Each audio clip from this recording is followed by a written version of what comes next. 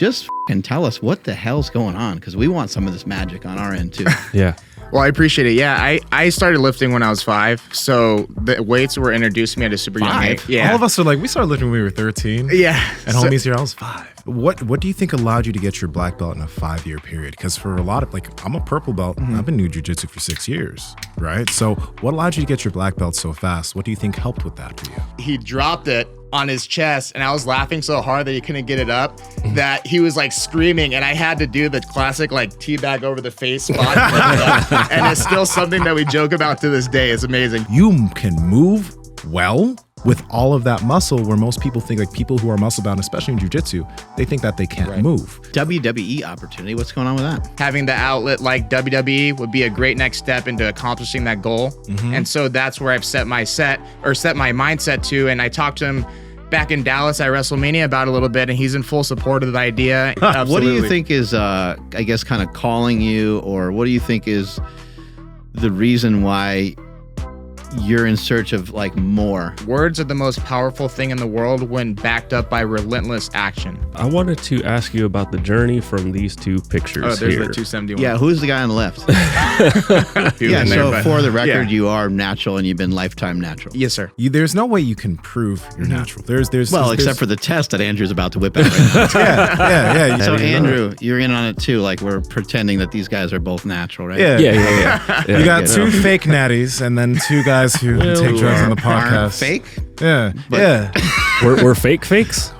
Jimmy, why are we such liars, bro? Like, I how do we fool all these kids into thinking we're natural? I don't know how you guys sleep at night. I told my friends the exact same. Yeah, I know. That's I only sleep 2 hours a night. That is true. I only forgot. sleep 2 hours a night because I wake up with the guilt of being on drugs.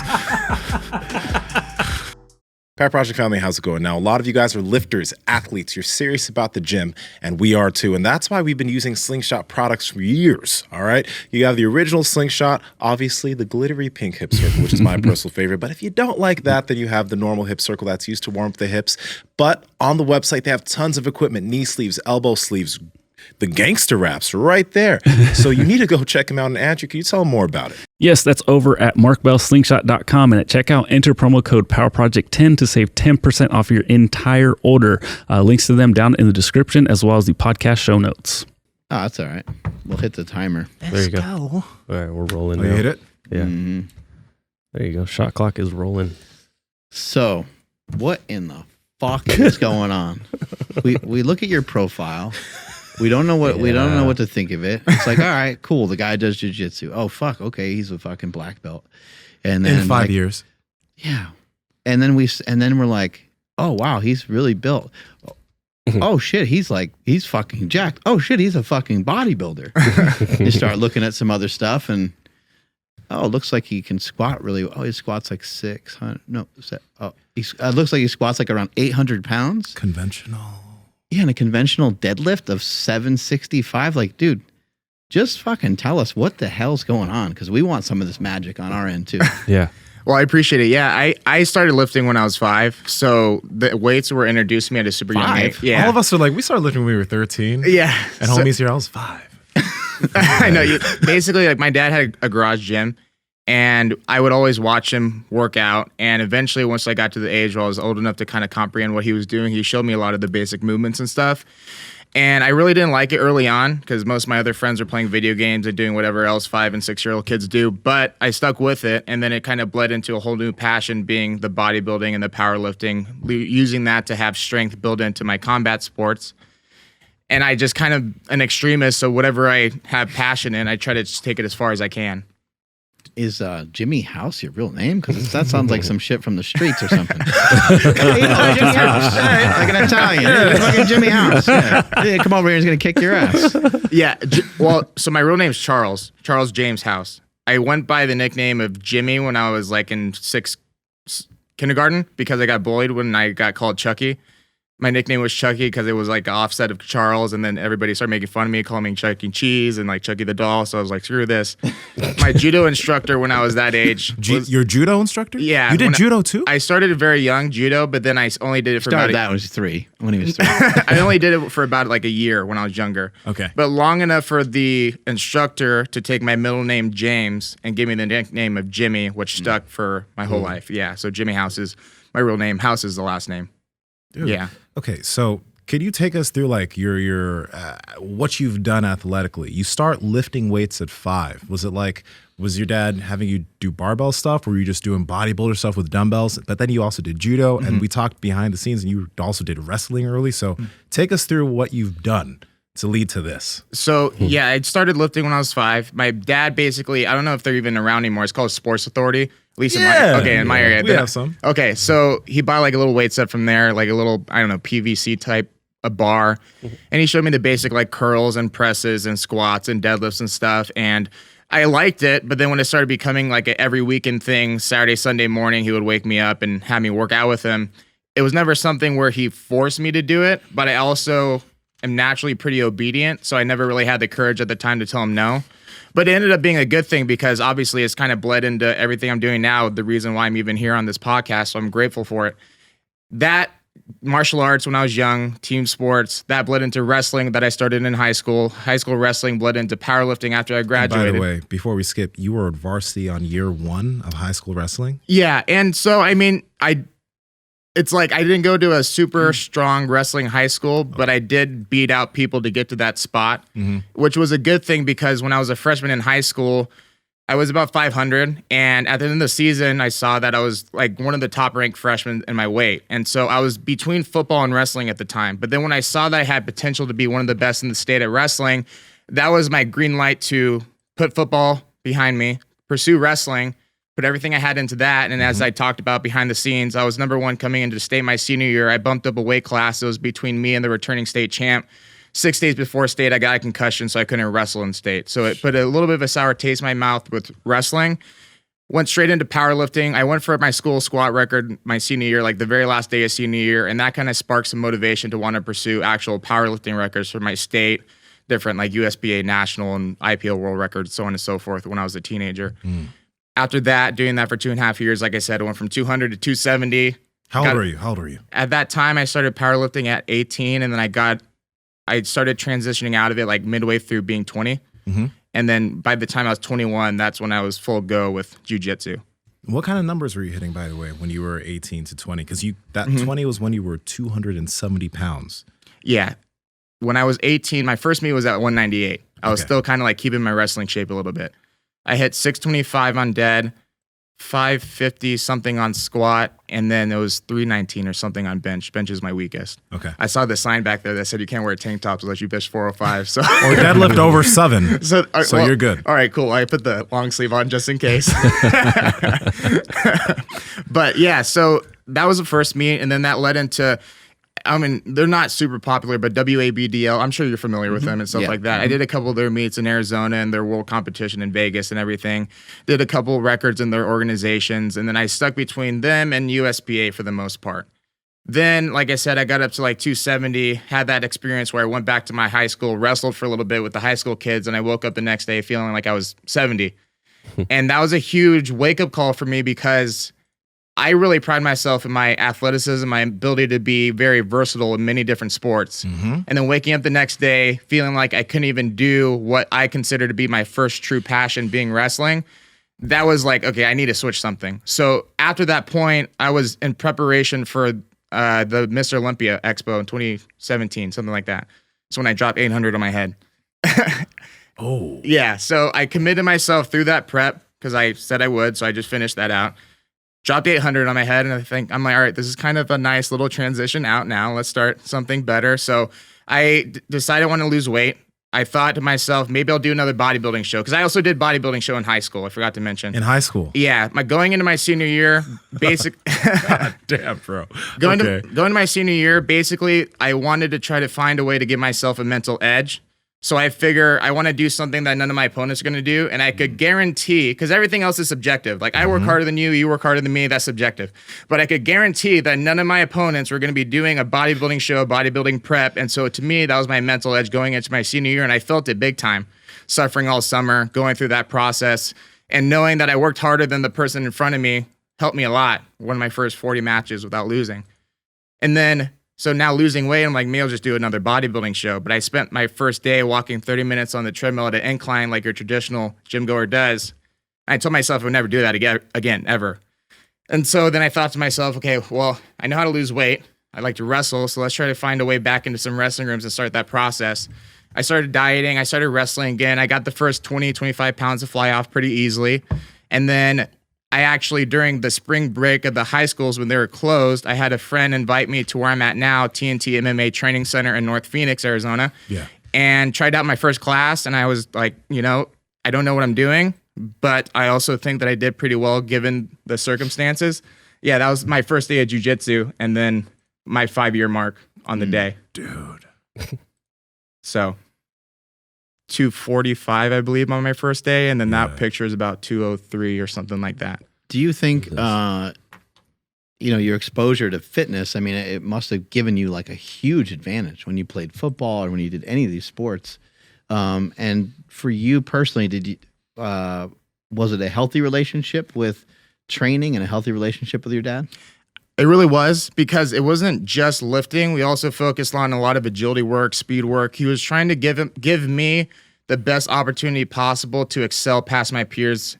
Even like I remember outside of athletics, like he was having me do like 3rd and 4th grade math books when I was like in kindergarten and stuff like that. So, and he's a psychologist, so he's always putting me through like his different tests he does for his clients and everything to see what. Like different IQ tests and stuff like that. I was like 5, 6 years old. I was talking to my sister about it the other day, laughing about it. I'm like, holy shit. Yeah, I did. I did that shit when I was like 5 or 6. It's like, holy shit, my kid's stupid. This sucks. Yeah, I know.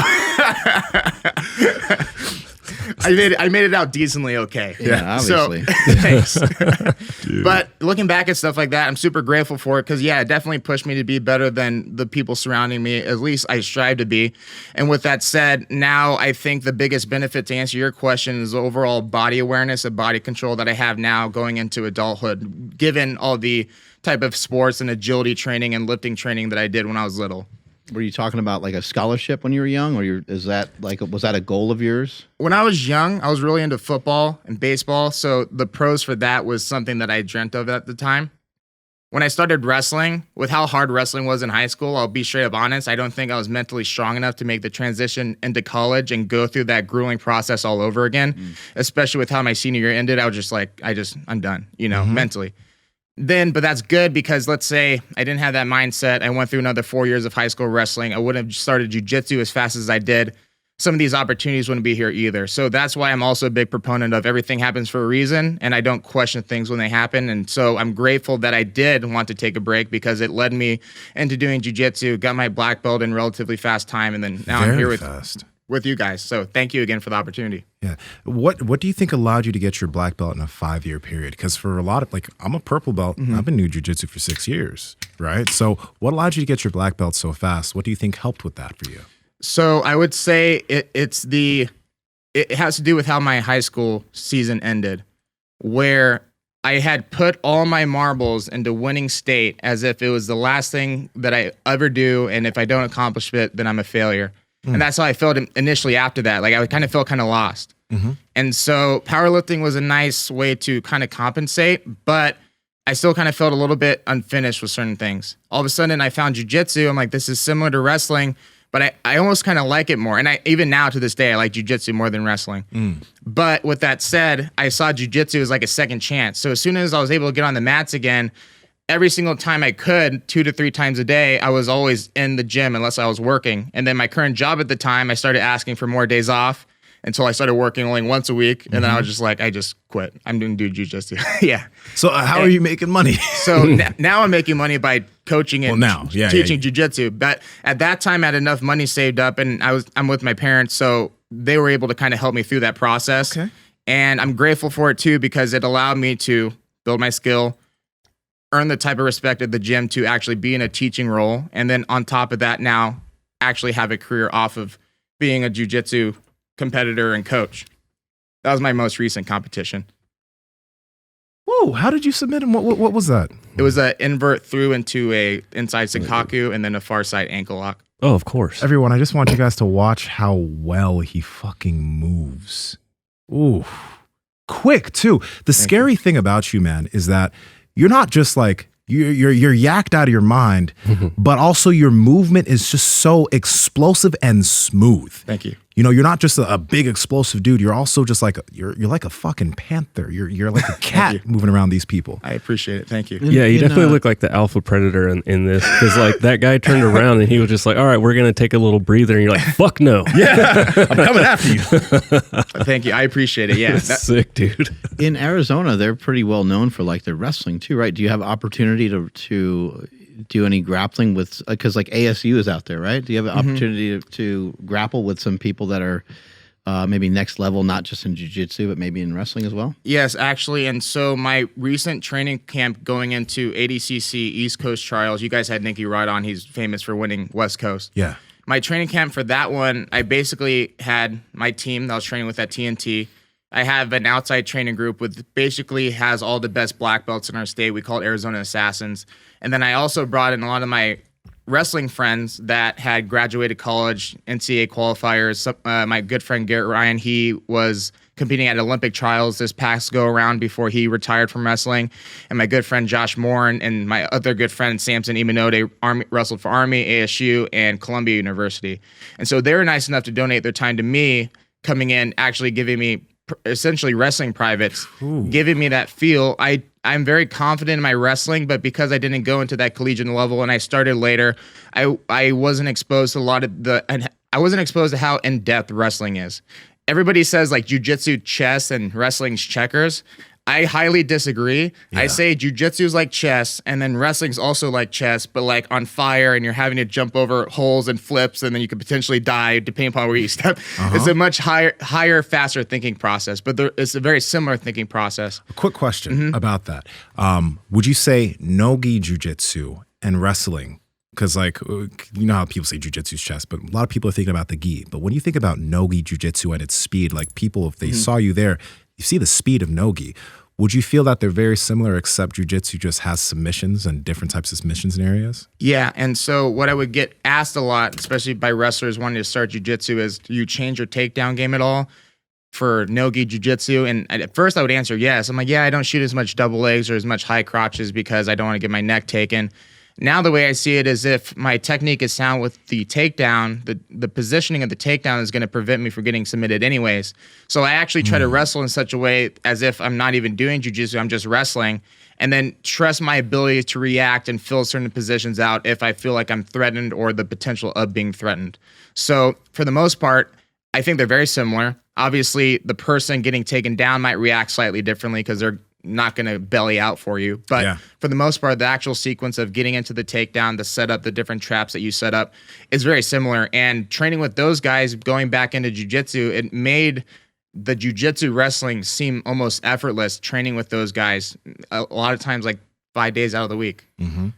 From a lifting perspective, does your dad know a lot about training, or was it like he just did stuff by feel, and is he pretty jacked himself? He knew a lot about training, and given this was like early 2000s, a lot of his knowledge was from his own trial and error process or like different magazines that had come out through the time. But he gave me a very good base for sure. Obviously, a lot of new information has come out since the year 2000, so there's progression. But he knew what he was doing, and he set me up well to where I didn't injure myself once I started actually lifting on my own.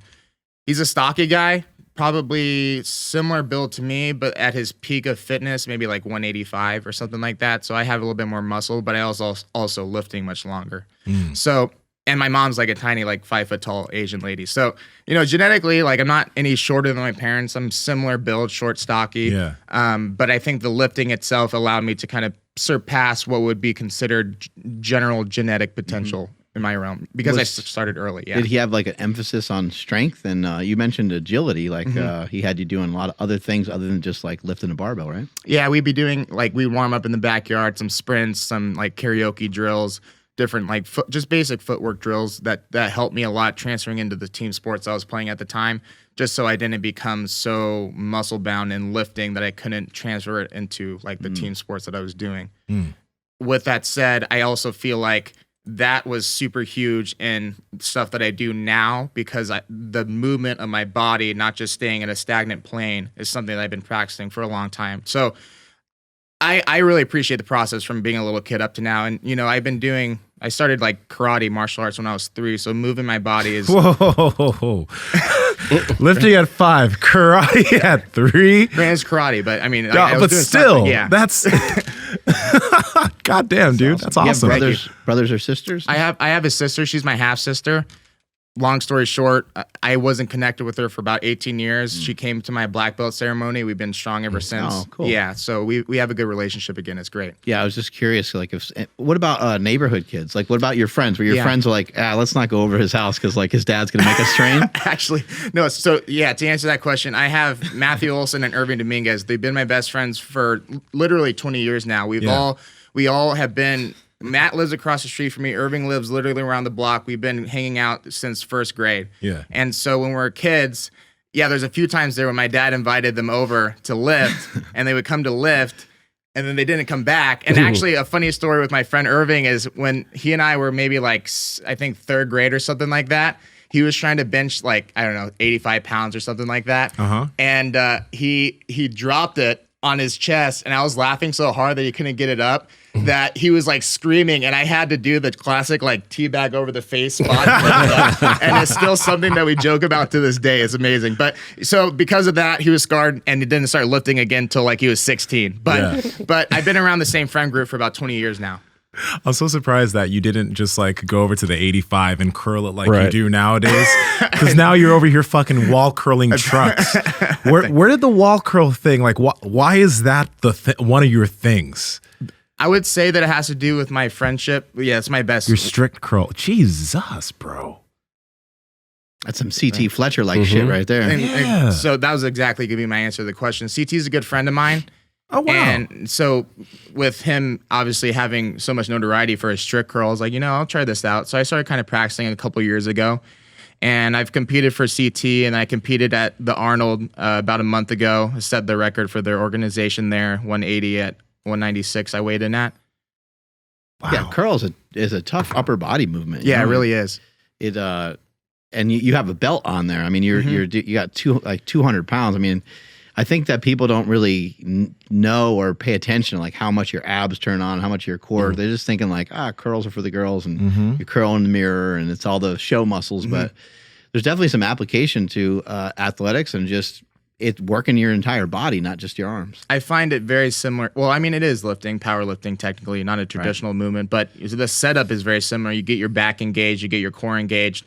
The thing that I actually picked up backstage by Leroy Walker, I don't know if you guys know who he is. Yeah, absolutely. So he was actually teaching me the leverage aspect of it. Is very similar to arm wrestling, where they want to beat them to that wrist curl position. So that's where you want to start when you initially grab the bar, so that your wrists aren't tempted to fold back. Because as soon as they start folding, want to start back. Yeah, like here, Interesting. like crunched here, and I felt an immediate difference having never practiced that before. Holy, yeah. Yeah, that makes sense. I felt fighting through the sticking point was much easier. Yeah. Strongman guys do the same thing with a farmer's carry. They shrug it to start. Okay, yeah. And then the next thing that goes is your traps start to Interesting. go, and then the last thing that goes like your grip. Okay, But that makes you sense. start with like a little bit of a shrug in there. I think one of the coolest things though, like so a lot of times when you see individuals who are quite muscle bound, when they do something like that, a curl or any of these movements, when they're walking around, like they have this limited range of motion where you can tell that's not too comfortable. You though, like you can tell when you're walking around, like you can move well with all of that muscle, where most people think, like people who are muscle bound, especially in jiu-jitsu, they think that they can't move. So I'm curious about this. Like you said, well, your wrestling has definitely helped you out as far as movement's concerned, but you started powerlifting at 18, got out of it at 20. You're still doing a lot of the heavy lifts. What do you do, if you do anything, outside of jiu-jitsu and outside of lifting, or maybe in the gym, that helps you move so fluidly and move so well? Do you do any mobility work? What do you do? So the first answer would be, I think it stems from like my childhood, like Yeah. always moving and never leaving that, except for that short 2-year stint. Mhm. So it's an easier skill to pick back up. As far as currently, my powerlifting coach, Dawson Wyndham, he's really well known. He works with a lot of the top powerlifters like Shane Hunt and stuff like that. Sick. He's a big proponent of knees over toes guy. And when I started working with him about 1.5 years ago, he started throwing in a lot of those movements. I was Like which ones? Like which movements? Specifically, the ones I started with was like the split squat and the sissy squats and everything like that. And then that's progressed into pretty much almost everything that he does. In fact, I even take some things that knees over toes guy does and just throw it in the program just because I enjoy it, whether it's shoulders, knees, elbows, or whatever. I'm so happy to hear that. Yeah, no, I'm such a huge proponent of it. I even run like workshops at TNT where I train and do jiu-jitsu for our jiu-jitsu students, like shoulder, knee workshops and whatnot. And I find it to be super beneficial specifically for grappling. I feel like if you're not having the knees over toe, like KOT type movements in your training, you're missing out a lot because of the fact that you're building strength in unpredictable ranges of motion. In super deep range of motions too. Yeah. And yeah, so, the reverse Nordic would be similar to you guys taking someone's back sometimes, Yeah, right? Like yeah. when people blow out their knees that way often, right? and generally, like in jiu-jitsu, like a general rule is don't pull somebody back over their knees, because Yeah. most people can't support that. But if it happens and you train it that way, then you're more or less likely to get injured from it. So, and especially with shoulders and stuff now, I'm a huge proponent of the PVC circles. I start doing them weighted now. The rotator cuff that I saw, How do you do PVC circles? So What do I'll you do? take a PVC pipe Yeah. and then stick some weights on it? I would put like a weight in the middle of it. Okay. And then it's on my story right now. There might be a video of it, but I'll just put weights in the middle of it and then do it like that, sets to 10 to 12 and progress like maybe 2.5 pounds every couple weeks. Yeah. And I think that combined with that external rotation that he was showing you guys on The dumbbell On the bench, or with right? cables. Yeah. those two, as well as what my coach Dawson, he refers to as like full range of motion face pulls, where effectively you're protracting at the top of the movement. Yep. And then you're pulling your elbows as far back as you can to where the metal part of the rope actually touches your neck. Yep. Those are the three that one. Yep. Wow. I want Nice. to try that when we get into the gym. Yeah, and it's with the way that you're describing the face pull, it's very difficult to use if somebody's not used to it to use hardly any weight on that. Yeah. Meanwhile, people try to like load up a bunch of weight on a face pull and they do some like half-ass version of it. Yeah. And then they don't really get activation of their shoulders when they're No, doing that. no, They're not pulling at a all. lot with their biceps and like it's not Definitely a not face pull tapping anymore. into definitely not tapping into the rotator cuff at all if you're doing it that way. Yeah. Hey, take some drugs with us. Okay. Oh, did you already take it? Mom.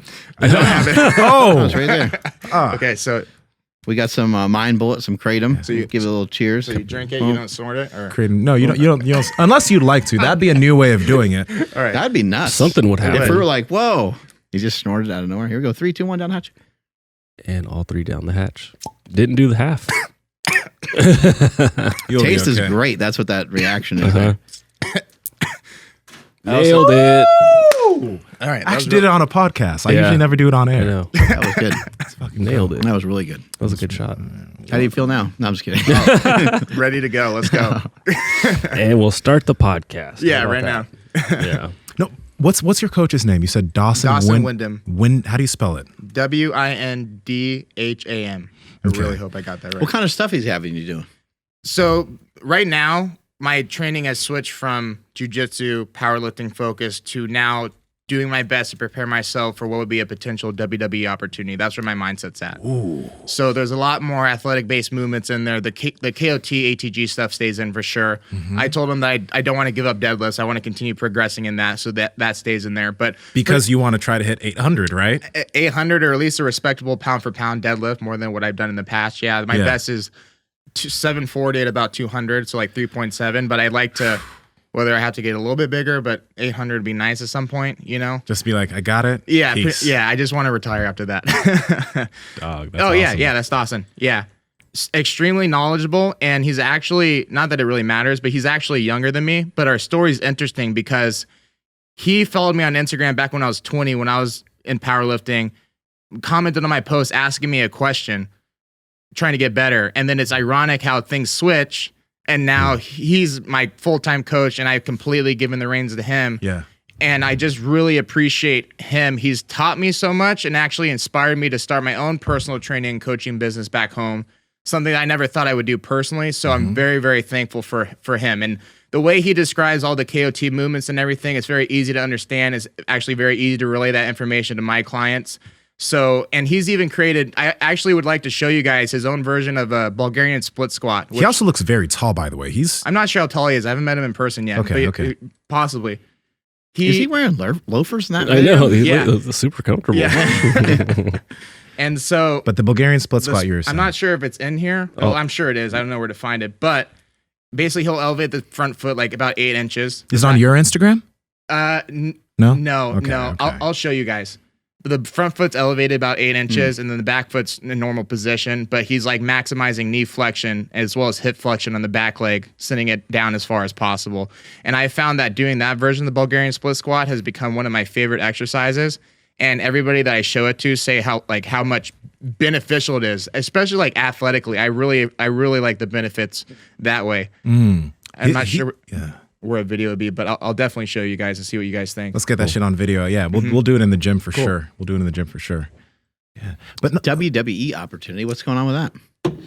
Well, nothing's set in stone yet, but it's part of my manifestation to let something like that happen here in the near future. Once I got my black belt, my goal, in short, is to be able to have the amount of success that's going to be able to create careers for my friends back home and take care of all my loved ones back home in Arizona. And so I feel very content and happy where I'm at now in my career at jiu-jitsu, make pretty respectable money, and I'm comfortable and I do what I love. Yeah. But I've been watching wrestling since I was 3. Goldberg's my lifelong hero. I think you guys saw like that stuff on my Instagram. There's one video like a little bit farther down where like he hugs me at a SmackDown, and then one farther down from that where I meet him at the Olympia and I start crying. Every single time I've come across him, I've cried. So, so why is this guy crying? There's nothing better than watching wrestling back in the day. Yeah. And the crowd would just chant his name. They just say Goldberg, Gold, and he'd come out and just like annihilate and slaughter somebody. He had the best wrestling gimmick because he just came out and killed everybody and so in like 30 seconds. Yeah, exactly. And so when I was 3 years old watching that, not knowing that wrestling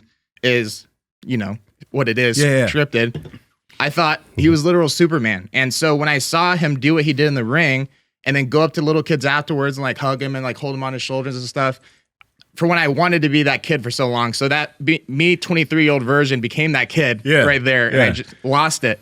But he's inspired me to have that same type of impact on others and then have that ability to take care of my loved ones back home. And to me, having the outlet like WWE would be a great next step into accomplishing that goal. And so that's where I've set my mindset to. And I talked to him back in Dallas at WrestleMania about a little bit, and he's in full support of the idea. And I just really feel like it's a nice transition for me, and it would be ignorant of me to not pursue that, at least give it a shot. At least, especially with how you can move. Thank you. We could totally see you in there because number one, you can move, but you are built like a wrestler. Thank you.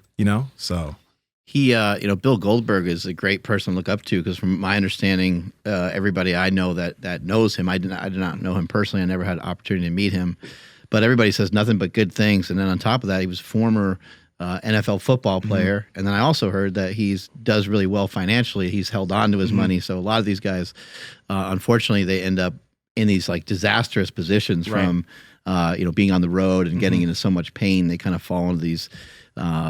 I guess shitty habits basically, but he didn't do that, and he came out the other end, and he's still in good shape. Yeah, he's still jacked as fuck. Phenomenal shape. I told him that the other week when I was talking to him, in more ways than one, he's been like a father figure to me to look up to, like a genuine childhood hero.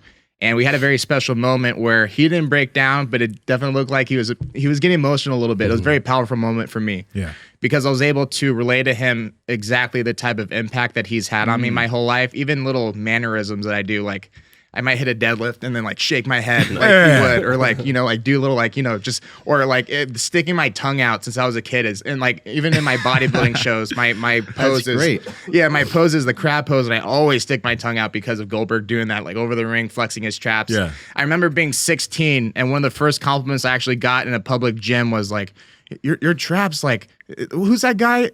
Goldberg? And I was like, you're like, I'm saving that one. I've made it. I can die happy now. Exactly. So most things that I've done my entire life has been in some remnants or some respect of how he kind of does his stuff. And things coming full circle now, having met him because of CT. CT really helped me get in the door to meet him. He put in a great word for me because they're good friends, which is why I'm forever in debt to CT for what he's done to help me out. And now being so close to call my childhood hero an actual friend, it only makes sense in what I believe my story is to pursue that next step, full circle pro wrestling. How'd you meet CT? Because you've mentioned him a few times now. So how'd that happen? How are you guys friends? So he has, you probably heard of it. He has this event that he does every year. It's called Iron Wars. The last couple of years it hasn't been because of COVID. But a few years back, I saw it promoted. And so typically when I see stuff like that, it doesn't entice me too much. I'm not super excited about it. But I had a certain vision at the time where I took my team, my brand, How Strong, and took all of the best lifters that I was around. And I thought to myself, well, what if we went to an event? Yeah, that one. Me getting crazy. There's my tongue. Looks fun. It looks like a lot of fun. Yeah, you know? I call it a lifting mosh pit. Yeah. And that was towards the, there's my tongue again. Towards the end of that. Oh, the first one? Yeah, the end of that video, I went for 765 for the first time. And then I let go of the bar and launched myself back. You know what I love about, just watching some of your Instagram and then now getting to know you a little bit better. I just love the way that you express yourself. Like a lot of people are reserved about that. Like I'm that way. I'm kind of reserved. Every once in a while I'll get like fired up or something for a lift or something, but I'm pretty reserved. But I like when people have that ability to kind of like let loose and express themselves as much as they freely can within reason. I appreciate it. Thank you. Good slap by Chris Jordan. Yeah. God, you know that. You know you felt that shit. Yeah, absolutely. What do you think is, I guess, kind of calling you, or what do you think is the reason why you're in search of like more? Because somebody gets a black belt in jiu-jitsu and then they're like, I'm training for nationals or worlds, or I'm training for this, I'm training for that. But it seems like you want to do stuff beyond that. And I think that you tried out for the Titan Games and some things of that nature, right? So what do you think is that? I mean, you did mention how you do want to kind of set up your family and some of your friends. Do you think there's anything beyond that where you would love to be in a position to have maybe an impact, maybe similar to Goldberg, kind of had on you, that kind of deal? Yeah, that's exactly where it stems from. I say this confidently. I think one of my best talents, non-athletically related, is the ability to connect with somebody and have a lasting impact to where no matter how short or how long we're connected, you're always going to remember who I am. And I say that humbly, and I say that as a place of I want to use that talent to further impact others, kids that are pro wrestling fans, people wherever they may be. And I'm very blessed to have the small following that I do now that impacts the amount of people that I do from Arizona or wherever else. But to your point, I don't want to be satisfied with that. If I have a true talent that most people can recognize, I think it's my duty to the earth, myself, my loved ones, my supporters, to venture out and expand upon that. And so I've already said thank you like 20 times, but that's why I'm so grateful that you guys asked me to be on this, because this is truly my first huge opportunity to actually vocalize my goals and desires on something as big as this podcast. And I've been a fan of yours for so long now. All of our friends, like I have your shirt now, but we had all your equipment, 18, 19, always talking about Mark Bell, Super Training Gym. We talked about literally the day that you messaged me. It's so crazy. The day that you messaged me, we're in LA, hang out with CT and everything. I was like, it'd be so cool just to go to Super Training Gym and lift one of these days. And we're like, yeah. And like literally, I'll tell you the exact story of how it happened. I was in the back of the car. We're driving to Barbell Brigade to lift. And, you get message requests. So-and-so wants to send you a message. But then it says, Mark Smelly Bell wants to send you a message. And my first response, I go, what the fuck? and then my friend was like, what's wrong? Because like sometimes I'll get angry and they're like, what did I do? What did I do? I'm like, no. I'm like, no, it's okay. Like, look at this. And then we're all like, oh my God. I'm like, I told you guys, you see it? Because when I had my black belt promotion, there's a good 250 people that came. Yeah. Very, very blessed to have such a good turnout. I use that as a first opportunity to start manifesting and vocalizing some of these goals that I'm telling you guys right now. And after that, it's unexplainable, some of the things that have happened. You specifically, thank you. And I just want to keep that momentum going, because if these things are happening by just me vocalizing my goals to back up the lifelong 20 years of work that I've been putting in, I think there's something to that. And some people could think that's ignorant, but it doesn't really faze me because I know where I'm going in life. And so with that said, to answer your question, would definitely want to impact millions, much like you have. You guys have. All of you guys have. You guys are all inspirations to me to continue pursuing that, because now being in front of you guys tells me something like that is possible, because I'm right here within reaching distance of you guys, and I'm very, very grateful, and you guys inspire me a lot. So thank you. Seriously, all of you guys. Thank you. But you could pick me up and put me right through this wall. You could do the same thing to me, most likely. I know. I'm trying to. He said within distance. I'm like, I hope I'm not too close. Get over here. Let me ask you this, man. When you said you started to, are you saying like before that you had goals, but you weren't going at them as strongly? What do you mean really? What do you mean specifically? I would say that there's been a transition period the last year and a half, maybe 2 years, where prior to that, I've always tried to pride myself in being the most humble person that I can internally, but also externally to others. Mm-hmm. But then there's a certain point where that can also be detrimental to where, say something like this, I wouldn't want to talk about my goals in front of people as big as you guys and be like, well, they're not going to believe me. Or, I would have doubts talking about it to my own parents or my own friends or people around me. I'd be like, I kind of want to do this, or I would be like, yeah, it'd be cool to do that. But I never owned it.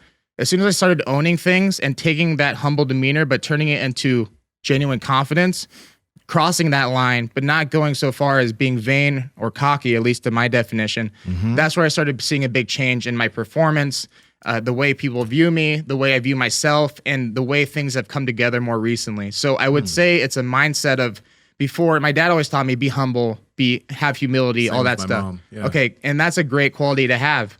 I took it so much to heart to where, people would ask me like in high school how much I bench. I would never answer the question because I would always feel like I'm bragging, Yep. And so now it's like, I know who I am. I'm confident in what I've accomplished. I'm also confident in where I'm going. And to me, that's not vain or cocky. It's just being confident in who you are.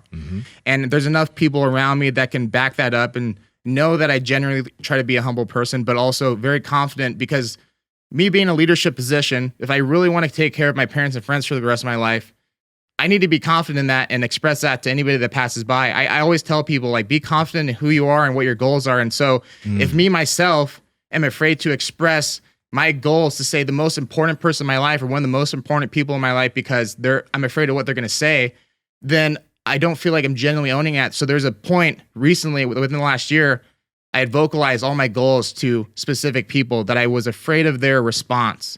Some of the responses were good. Some of the responses were bad. Point is, I got the courage to actually talk about it. And now I'm at the point to where, whether it's you guys or the average person walking down the street, I'm more than open to talk about where I'm going in life because I'm just had that confidence in myself. Is there something that, I know you said that happened a year and a half ago, but is there something that triggered you to change? I'm just wondering, was there what was the shift for you? It's a great question. And I think I'm not old per se, but I'm getting older. And especially with WWE and stuff, at a certain age, You're only like 26 or something, right? I just turned 26, yeah. Okay. So it's like, I think that at this point, there's no time to waste in my life. And so with that said, holding off, whether it be vocally or physically or what have you, is putting myself at a deficit that I don't even need to create. So mentally, as soon as I started doing small things of manifestation, for example, I just have a deep talk with my best friend about, we're going to do this, this, this, and this. Yeah. All of a sudden, within a week, some crazy crap happens, kind of like this podcast where I'm at now. And I'm like, you see what happens? Like, we just put this out there, and I'm not even super deep into all that stuff, but some of these things that have been happening recently are just too good to be explained. And I'm just going to run with it. I'm not going to question it. There's so many things that I don't consider coincidence or luck or ironic. There's always some reasoning behind it, and I'm just not going to fight it anymore and just own whatever thinks I'm meant to be. I think that was the turning point for me. How do you go about like literally like manifesting some of these goals? Because like, like if I were to say like, oh, I want to be a WWE superstar one day, but it's like, okay, Andrew, like you got a ways to go. And then also you don't fucking know I know Mark, but like, I don't know anybody the way you know Goldberg. So like, what's the process there? Cause I'm just really curious, because the things that have come to fruition, it's like they didn't necessarily come out of nowhere, or, right. I mean, how did that come about? I think there's a lot of that is almost unexplainable, but what I can explain is there's a certain point I posted about it on Instagram a few months ago, but I basically just said that words are the most powerful thing in the world when backed up by relentless action. So if the work is there, the physical work is there, say for myself, 20 years of just working for something until maybe just recently, I didn't even know what it was. I was just working. And then now all of a sudden you put words behind it. Now there's some true meaning. Because obviously, like you said, you can say whatever. And if the work's not there, then it's just words in the air. But it's powerful when you yourself and people around you know that there's a lot of work and dedication and perseverance that goes into you vocalizing such goal. Yeah. And when I made that quote up, or somebody said it, I don't know, I made it up in my head. So anyways, when I started kind of implementing that mindset, I was like, there's something to this. Every single time I say something good happens that gives me this green light that says keep going. In fact, I wouldn't be surprised if after this podcast something cool happens too. Just that's where my mindset's at, and that's where I've almost conditioned my mind to think: if you put in the work and you put words behind it, there's very little in the world that can overpower that. And that's what I've learned, at least within myself. Yeah, you keep using the word manifest, and I think that's a really powerful one. And then you said you don't know how much you believe in it, and all I'll say is that you're going to believe it a whole lot more. Like, it's just going to continue to happen, and it'll be just too coincidental where these like law of attraction things happen where you keep saying stuff and you're like, after a while, you're like, I think I can almost talk out of my ass as long as I follow it up with some actions. And kind of just back to what you were talking about being humble.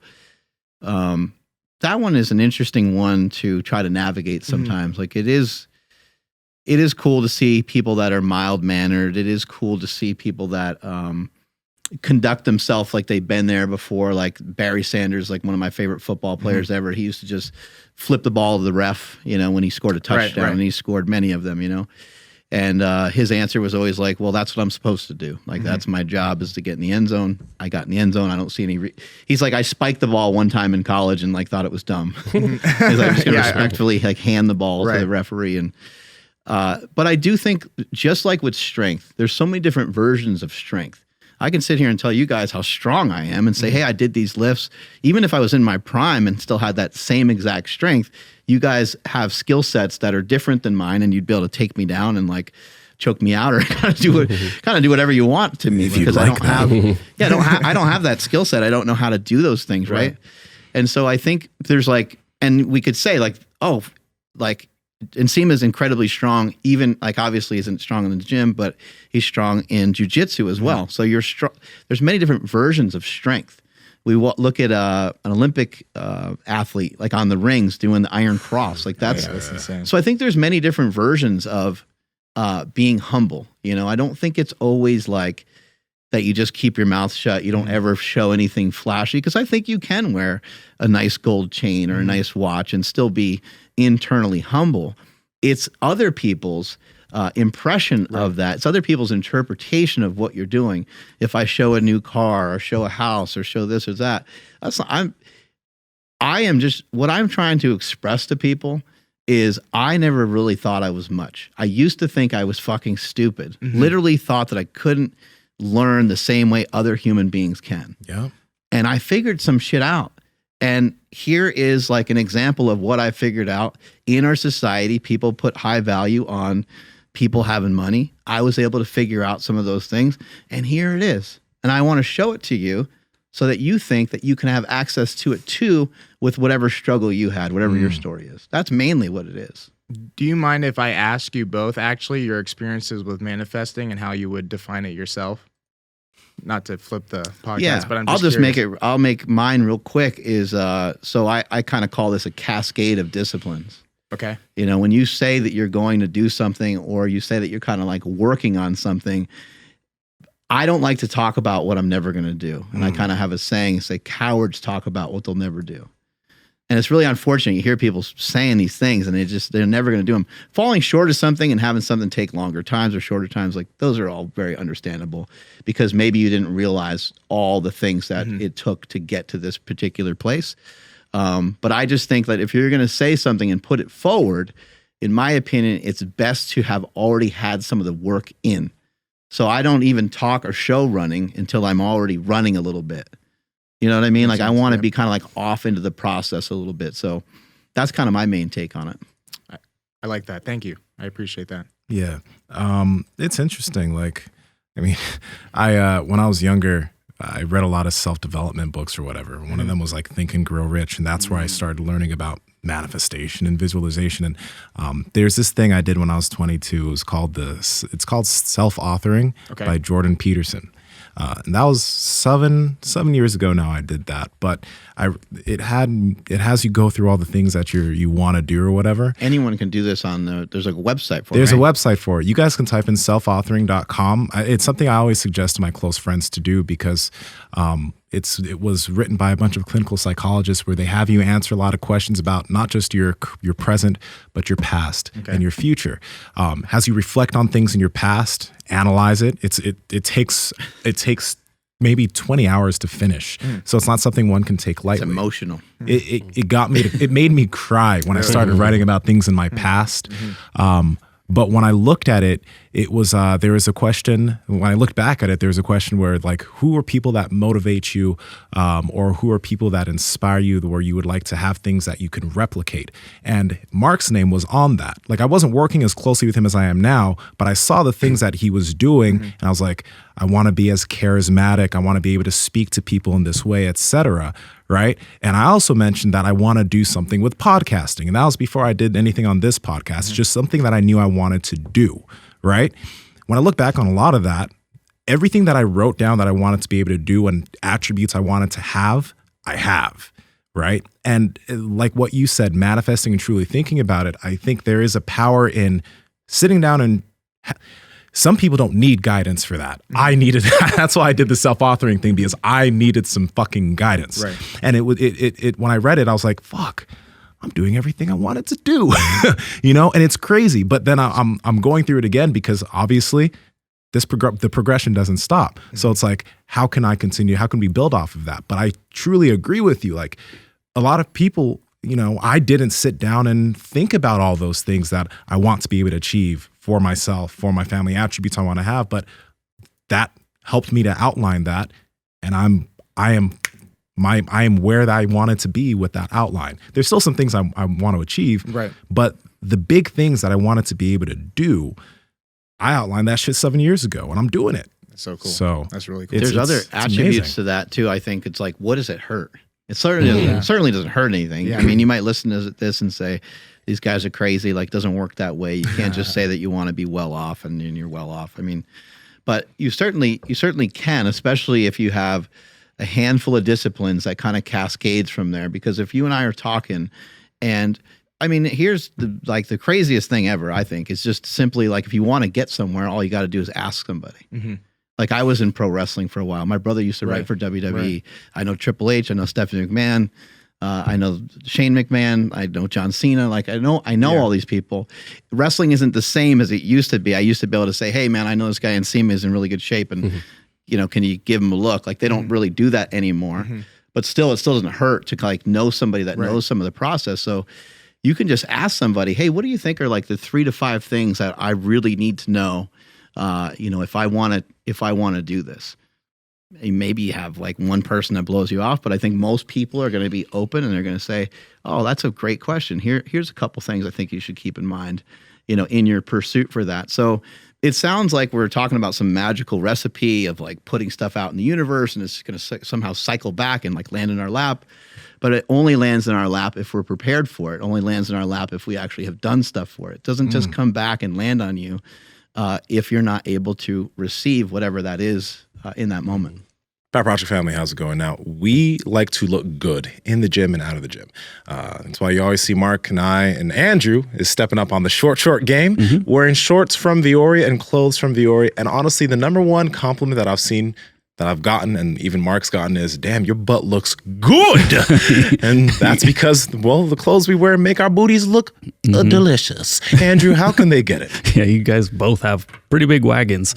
You guys can head over to viore.com/powerproject. That's VUORI.com/powerproject to receive 20% off the most amazing apparel that looks so good inside and outside of the gym. It's going to make your ass look fat, and your ass will look fat. Links to them down in the description, as well as the podcast show notes. God damn it. That's a good one. That was a good one. Make your ass look fat. Yeah, I agree. And even to that point, Rob McIntyre is one of the people that I've talked to.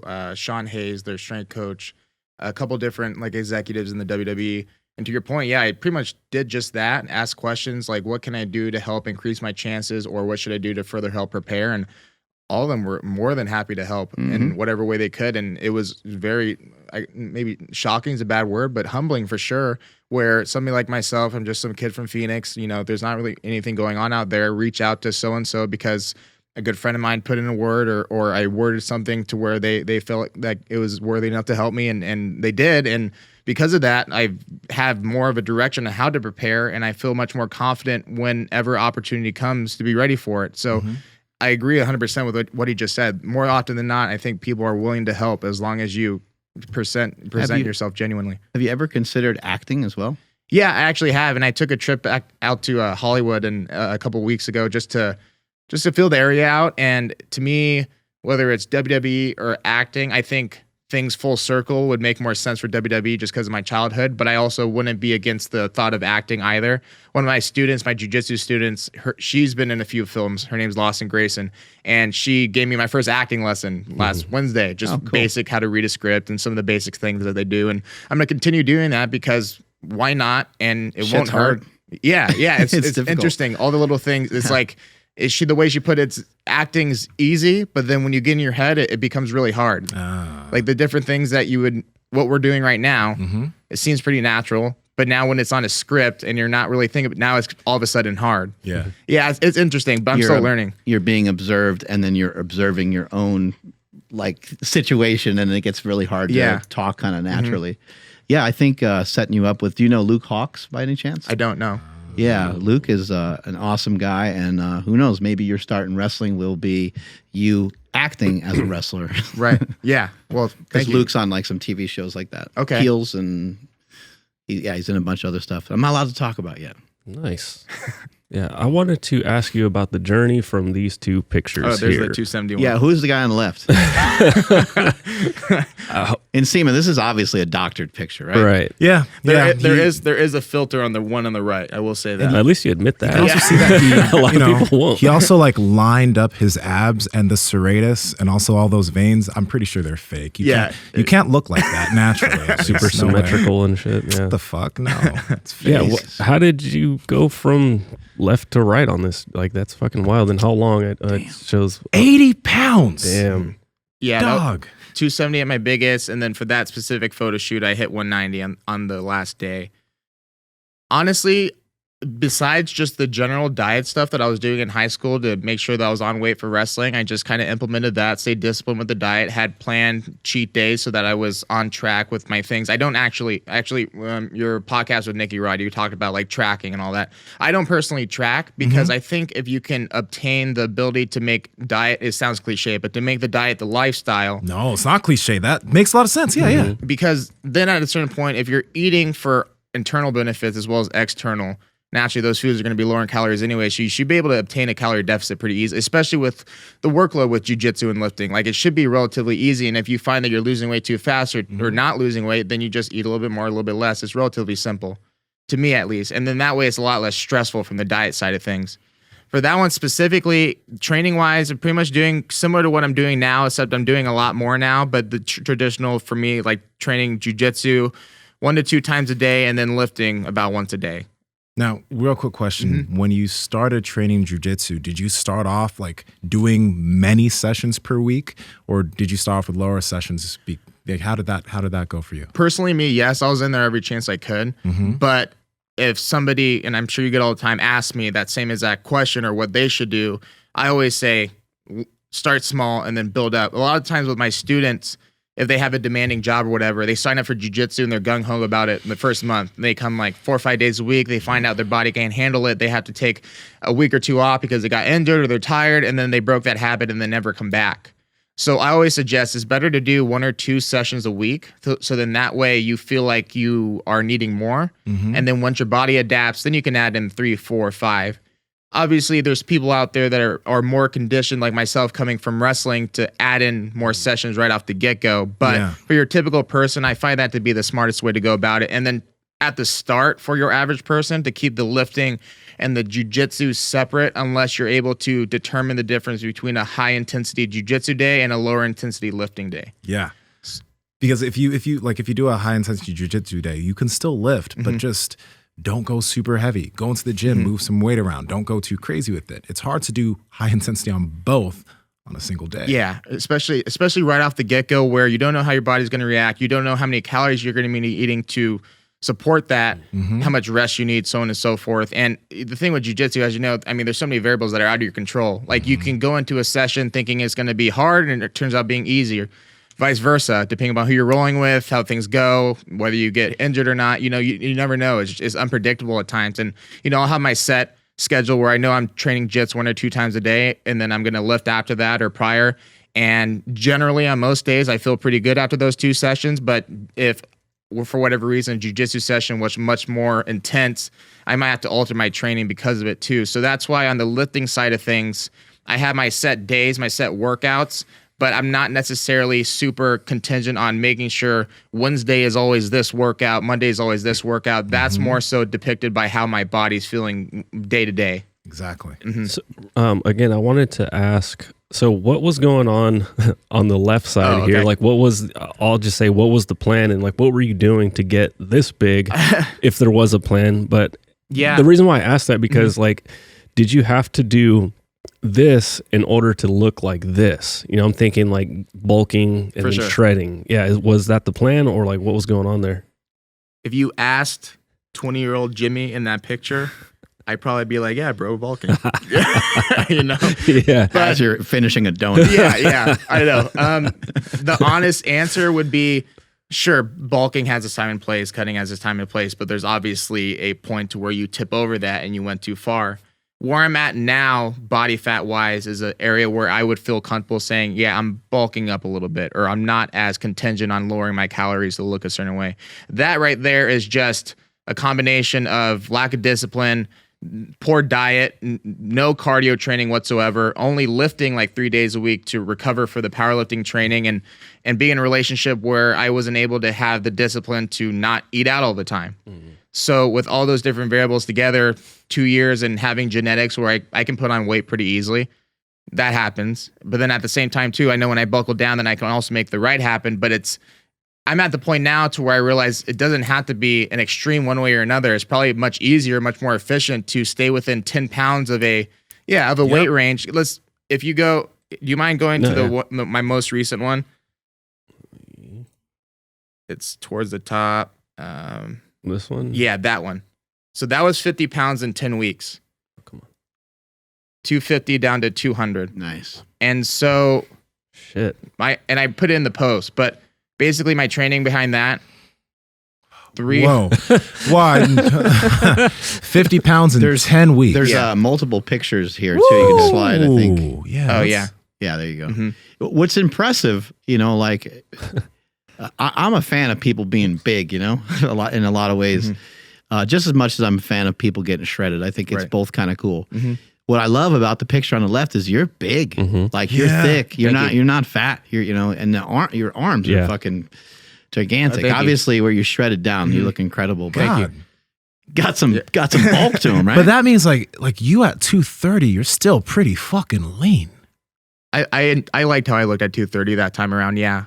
For sure. Well, that's true. What would you say your body fat's at right now? I don't know, and I never honestly felt like I've gotten an accurate test. Yeah, it's just always kind of gone by the mirror and everything. But I mean, definitely single digits. Yeah, maybe. Yeah. I don't know. I love your guys' opinion. I never actually gotten tested before, but that itself was I'd say, what, 7 or 8 on the right. I was thinking like maybe 8 or 9 because his body composition is so even around that.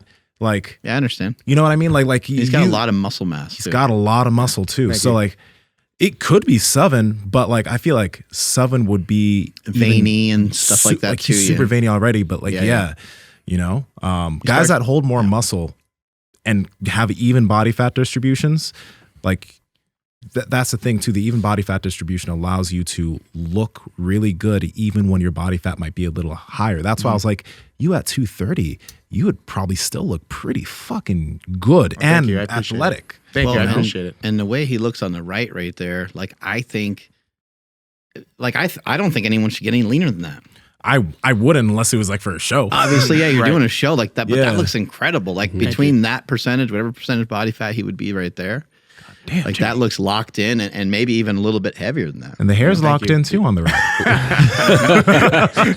I was digging what I had on the left, but it's okay.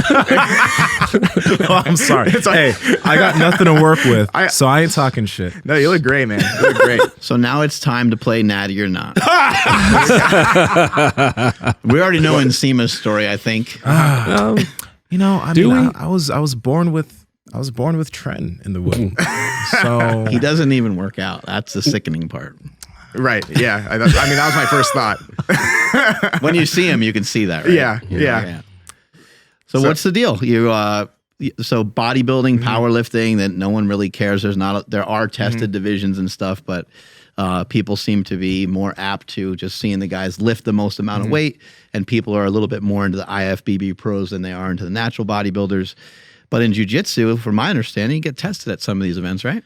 it's not often. Oh, yeah, okay. yeah. I mean, Yeah. No, I don't think so. I haven't heard. I've heard it in talks, but I don't know if it's actually been Remember implemented. Kanan Duarte? How he got banned because they found some stuff, and Kanan Duarte is a really built jiu-jitsu Yeah. guy, and I think 2 or 3 years ago he got tested, and they found some stuff in his system. okay. So with black belts, they'll test like the ones that look sus. Like if you're a little too jacked, you know what I mean? They'll test randomly because you're not supposed to, but a lot of people do get away with it within jiu-jitsu because the testing isn't very stringent. Yeah. Yeah. Have you been tested? Yeah, with multiple powerlifting meets, my bodybuilding show.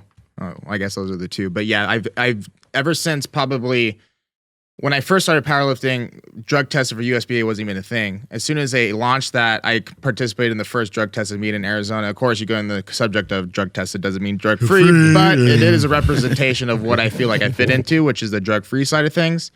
People ask me why. Well, I started lifting very young, and so now there's a few reasons. The first reason being lifting for 20 years and still seeing progress. There's an addictive factor to where I want to genuinely see how far I can take my true genetic potential, because I haven't seen any sign of stopping yet in that realm. It's slowed down though, because we have to let people know like you're still making progress, but nowadays the progress is slower. Yeah, absolutely. You know, I've been in the sevens for deadlifts, you know, up and down since like 2022 basically. One thing I want to point out to people though is even though the progress slowed down there, you're also like in pursuit of a completely different sport. Right. You know, so I think sometimes that we only think sometimes as an athlete or a power lifter in particular, as a meathead, you're just thinking about those weights. Yeah. Yeah. And that's all you're thinking about. And that's like our only measure. Like, I can't really do that anymore. That's starting to slow down. But it's like, well, in the last 5 years, you've been working on you becoming a black belt in jiu-jitsu, which is a pretty awesome thing. So for myself too, like I continue to gain. I feel like I'm gaining all the time. And somebody would watch me bench press and watch my arm shake, you know, benching 3 plates nowadays. And like, he didn't gain anything.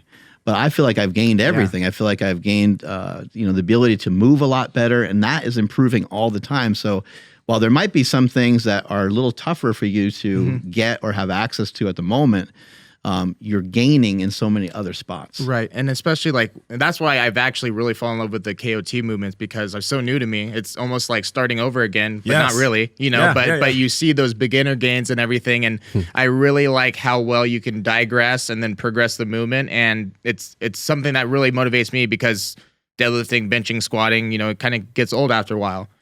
But to finish my last thought, basically, a lot of it also stems from when I was growing up at home, drugs were generally considered like no-go. And I have a very tight relationship with my parents as far as obedience and loyalty and respect for them. And so that's why until maybe like just 5 minutes ago, I never, I just kidding. Sorry, mom and dad. Sorry.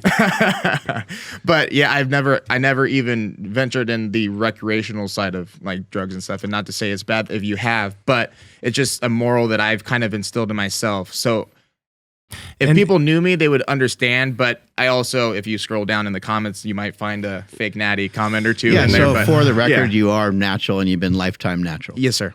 There we go. And this is the funny thing. Oh man, it's like there's no way you can prove you're natural. There's Except for the test that Andrew's about to whip out. Right now. yeah. You'll pee on a stick. Didn't know we were going to do that right now, but all right, here we go. No, The interesting thing, it's so interesting to wonder what you would look like, or what I would look like, Right. if you hopped on something. Because I mean, it's interesting. we can but find out. You can find out, but then no longer whatever. Anyway, I mean, nobody believes you anyways. yeah. right. So, I mean, for you yourself, like, what is the reason that you chose to? I mean, you've been lifting for such a long time. You've continued to see progress. It's the same with me. Like, I don't feel a need, but why do you choose not to? Because again, there's no moral thing I put behind steroids, right? But I myself, like, I can continue. I've been making progress without it. I know that side of things is very complex. It's such a wild science that people that still know their shit about steroids still fall into health issues. Yeah. And I like being healthy. I like feeling good all the time. I don't want to add something weird just because it'll help me gain some muscle or gain some strength if it could mess with my long-term health. For you personally, what's been the reason that you never chose to pull the trigger? Because it's like, I mean, there would be athletically, probably not going to get tested in jiu-jitsu, right? Doesn't matter for wrestling. So what's the reason why you choose not to? So morally, and okay.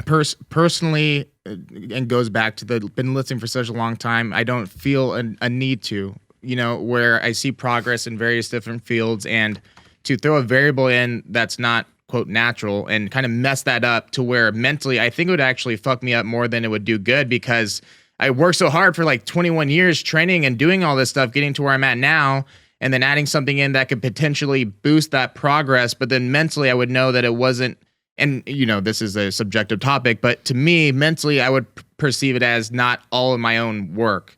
Okay. Yep. From the perspective of somebody that's been lifting since they were like 20 years consistently, and it's like to throw something in where I don't feel like I need it. There's no reason for me to do it. And I developed a reputation where at home I'm respected and looked up to by others by not pulling that trigger. And for audience, I'm not necessarily against anybody that does. I have plenty of friends that do. And it's like, that's your path and it doesn't affect me whatsoever. But me personally, that's where that all stems from. And like you said, if we're even talking about health, and you see all the bodybuilders that are fortunately passing away now. One of my great mentors, his name was Vince Comerford. I don't know if you're familiar with him. He was a good bodybuilder back in the 90s. He was called the Blonde Myth. He competed with elite priests and stuff like that. Yeah, phenomenal physique. One of the most impactful people in my life, and obviously bodybuilding in that time was what it was. And to see him pass so early when I was just a teenager, How old was he? I think he was in his 50s, like late 50s or something like that. What was his name? Vince Comerford, the Blonde Myth. And seeing that firsthand, and then seeing what's happening now, and then like you said, you think you have control, or you could be prepared either by working with somebody that knows what they're doing, or you could know what you're doing, but it's still not even 100% guarantee. And to me, there's so much time and whatnot invested into where I'm at now. I don't want to do anything to jeopardize that. Yeah, makes a lot of sense. I'm just so happy because we made it. We're on more plates, more dates, I think. Huh? Right? Yeah. Dude, So natty or Andrew, you're in on it too. Like we're pretending that these guys are both natural, right? Yeah. Yeah. You got two fake natties and then two guys who take drugs on the Aren't podcast. fake. Yeah. Yeah. We're fake fakes. Jimmy, why are we such liars, bro? Like, I how do we fool all these kids into thinking we're natural? I don't know how you guys sleep at night. I told my friends the exact. Yeah, I know. That's I only sleep 2 hours a night. That is true. I only sleep forgot. 2 hours a night because I wake up with the guilt I know. of being on drugs. That's good. Exactly what you said. Yeah, literally. So good. All right, dude, what's going on with this backflip? Like I seen you. Yeah. Like I've seen you eat shit a lot too. It took you 3 sessions? but like you nearly died. Like, I'm really concerned. Like, what the fuck? Thank you. I appreciate it. So I actually accredit that to like one of the things that my dad had me do early on. We had a neck harness. And before that, it was even really known as something to be, yeah, dead ass. Your dad had you on a neck harness. God damn, I love your father. He's Thank great. you. I gotta step my game up. That's how you know someone like jumped the shark, you know, and someone's like really deep into training and got the neck harness. It was like old school, like grungy, like leather. It was, you know, it had the It whole like thing. kills your ears too. Oh yeah, I got tons of like face burn from it and everything. Oh my Probably, like, God. But yeah, he had me doing that from a young age, and it's something that, along with traps, I never really stopped working. And if you look at those two fails, Oh, there is a little pad, but you know, it's funny because like, you know, people look at that and fuck. I just kind of like was like, shit. Well, God, try that again. looks like You it know, hurts. I didn't really get sore from it or anything. I think I just have, you know, a lot of neck strength built up through those movements. If that was me, I would just never try it again. I'd still be able to So you got up from it and you were just like sore for a day, or Those videos in the dark, I probably tried 30 or so times. I finally got into my last one. I kept like getting the air, but then like basically bitching out right before you have to throw your head back, and then you would end up like that. It looks great for pro wrestling because it's like I'm selling my own power bomb. It's a power bomb. Yeah, yeah. But I True. my God, he got power bombs. wait. So real quick though, guys, 2 versus session 3. So it took you 3 sessions to learn how to backflip. Yeah, so I did one session where we mostly focused on like the mechanics of a back handspring. Okay. The one in the dark was when we actually started trying to do the backflip itself, and then after probably Andrew, you can stop playing the video. It's getting to my neck. I just want to see it one more time. One more time. There you go. Man. Yeah. Hold on. Let me go full screen for everybody. His foot like smashes him in the I head. know. Oh, that's a good one. There. Yeah, it's a good one for We'll end sure. on that one. Okay. I'm sorry. What was the question? It took you only 3 Oh, okay, that's sessions to right. learn to do a Yeah. successful backflip. So the second one, I'd like tried at least 30 times, and then I finally got in my last one, and then we called it good after that. Yeah. Then I probably had a good month of like mental recovery from, you know, that and like landing to where just this past weekend, I'm like, all right, I think I'm ready again. Let's do it. A lot better this time. I understood the body mechanics and whatnot. It's crazy that it's considered the easiest of the flips, but it's also crazy how technical it is when you really break down a good one versus a bad one, how you actually make it go through. And you would think that my understanding of how the body moves in my various different sports would help, which it does, but it's such a different feeling from my personal experience, like having to make those on-the-fly adjustments through the air to make it look smooth. And it's not even perfect yet, but it's better than what it was. For Now sure. I want to learn a backflip. I think you can do it. I think we all just can do it, you know? I want to learn it. I'm going to learn it. It's nuts, but like we have this like proprioception that we can all like tap into. Obviously, there's massively different levels of it. I think if I was to try something like that, or even just any motion where like there's a lot of kinesthetic awareness going on, something that I haven't done in a while. At first, it's almost like you can't see. Like I remember like playing football when I was really young, when I first started playing. It was very difficult to like find where the hell the ball is. You couldn't see anything, and like the play would go by so quick. But as you got better at it, as you got more aware of it, as you start to understand the game a little bit more, then you can recognize, oh, someone's probably going to block me this way, and you could actually like almost like slow everything down a bit. And then you can kind of just find yourself to the ball. And I think a lot of that happens with a move like a flip or some of these different things that we're trying to express in training. After a while, somehow it just clicks like a golf swing or something. And then you're like, I don't know, not sure how, if I can express or share with other people how I did that, but I want to do it again. And then you kind of start to figure it out. And sometimes you're a little off, but most of the time you're getting it like right enough, I guess. Yeah, I would say so. And I probably felt that like come this past session where I'm like, okay, the confidence is there. I know I can do it. I think once you realize that at the very least you're going to turn over and the worst case scenario, you just land on your hands and knees, then it's not as scary. It's that point where you have to just commit to throwing your head back and then seeing the potential when you don't. That's what's kind of trippy in the mind. But once I started getting over that, then those last two were one right after another, and it was relatively consistent. Yeah. So also the biggest thing with that too was I hyper focused on how important the arms are but so much so to where I actually wasn't jumping. So I was just literally throwing myself up with my arms, which I guess you could consider like impressive, but like arms and legs at the same time generally would be the God damn. which is actually funny. Going back to like KOT stuff, my first time doing the backflips, it was put into my head that shoulder mobility is actually really important when it comes to backflips or jumping or whatever. Like as far as how far you can get your arm to come back and generate the momentum to extend through. I never really thought about it like that before, but it makes a lot of sense. Yeah. You know, and this last session, I actually really appreciate it because a jump, a lot of times, even I explain it to people, a jump is very similar to a deadlift positioning wise. And so those first fails, I was coming over really far with my chest. And so naturally there's a much longer range of motion to clear over.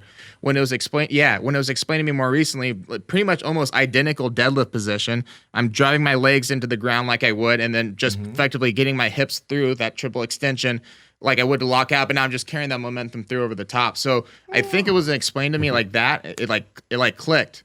And I just literally, like, when I put myself, my arm comes back, my chest stays up like I'm deadlifting, and then I just throw.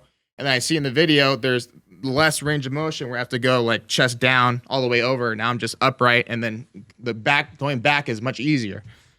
So Cool. it's basically like a deadlift. Yeah. Yeah. What made you want to do that? Because of the WWE stuff, I figure, so I figure if I have certain attributes that are good, it would be ignorant of me to not want to add to that to give myself the best chance possible to wow somebody. Absolutely. So strength, jiu-jitsu, a physique, that's all great, charisma, but I'd never been able to do the acrobatics and stuff before. Like, kind of like, there's a video if you want to pull it up, like me backflipping out of a single leg, but I never could actually do the backflip itself. Yeah. So then when I started learning the acrobatics, I'm like, this is another element that I could add to further wow somebody to want to give me a chance. It's a jiu-jitsu one, right? Yeah, so go down. It's my very first reel. Oh, okay, cool. That's easy to find. Yeah, that one. Whoa. Holy shit. Whoa. You got out. Wait to tick. So he didn't keep, like, what if he held your leg there?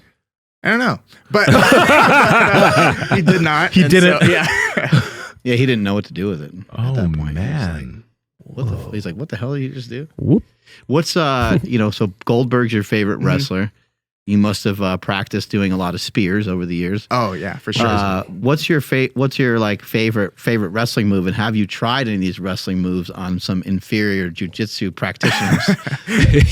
Like in actual matches, or just like forcibly upon them, like when they're not. Just figure four leg lock right in the middle. Like a white belt strolls in, and you're like, just gonna clown on this guy. Check this out. What's that? It's a Boston crab. Yeah, the Boston crab. Yeah. Naturally, so the spear is my favorite, and naturally my favorite wrestling takedown became a blast double leg, just because it's relatively simple, just spear through the person. It looks very similar.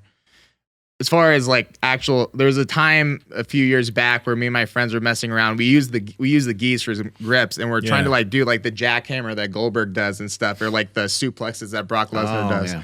And I couldn't understand how I was trying to lift my friend that's like 150 and I can't get him up. But then Goldberg's over here like doing it against like the Big Show, 500 pounds or whatever, and then doing it perfectly.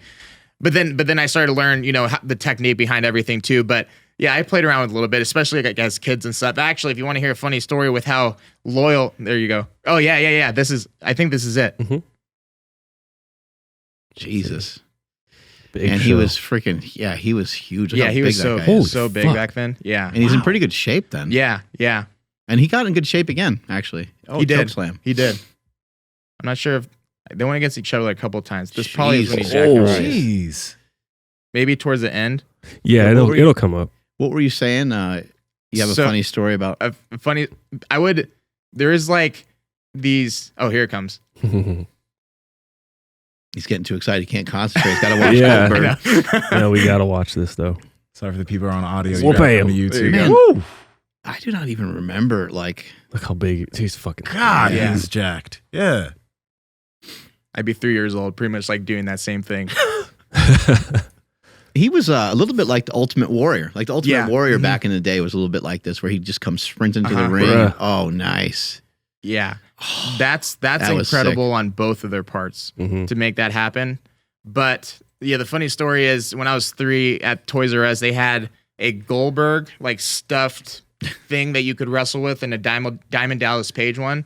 And you would think, because I'm a Goldberg fan, I've told my parents to give me the Goldberg one. Yeah. But you're supposed to like fight it and wrestle with it. And Yeah. so because I'm so loyal to Goldberg, I told my mom, I don't want the Goldberg one. I don't want like Goldberg. So I had her buy the Diamond Dallas Page one. But I would like wrestle that and like my pillows and stuff. I would take like a long pillow and like set it up and then like get down and then go and run and do the spear. Yeah, I did a lot of practice when I was young, you know.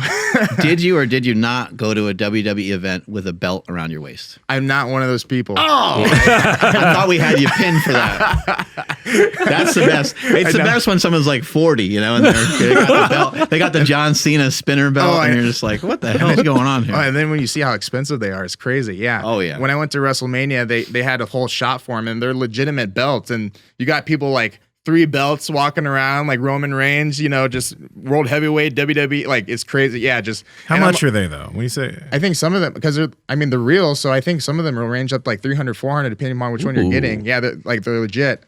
But I'm thinking to myself, like, walking around all day, like, I don't know, I feel like I'd be just like uncomfortable walking around with, you know, but you know, whatever. But I have to ask you this. Yeah. Well, actually, did you have another wrestling? No, go ahead. Okay. Because we talked a bit about your nutrition, but I want to know, like, But they're on sale. Sorry, hold on. No, I mean, dude, look, they're originally $429. What? $322. yeah. Oh. Wow. Okay. Okay. Use my discount code. Oh, we need one of these. What are you like? Because you mentioned, you know, you were able to cut 50 pounds in 10 weeks. By the way, everybody, remember in our prior episode, we talked about how like habits are necessary to be able to do that. So you've gone up and down, you know what to do. So now it's just like structure. Like it's easy for you because you have the habits necessary to do that. Nutritionally, what are your habits? Like, what type of food do you eat generally? Like, what do you stay away from? What are your habits?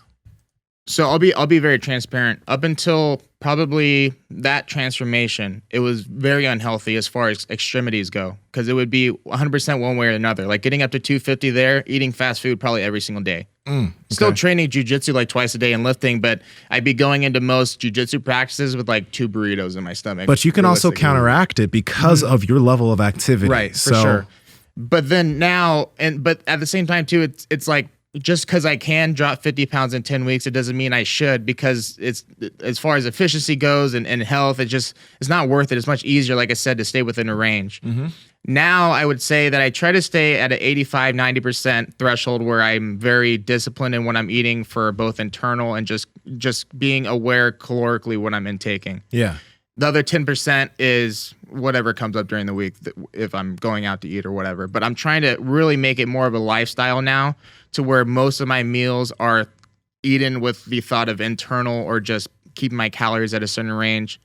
And then if a birthday dinner comes up or what have you, then I have that extra 10% to allocate for. But now it's mostly, I'm a big fan of ground turkey and mixing it with sweet potatoes, because the ground turkey itself is very lean, like 99 lean ground turkey. So you generally eat slightly lower fat than most individuals. I would say so. Typically it ends out that way. Yeah.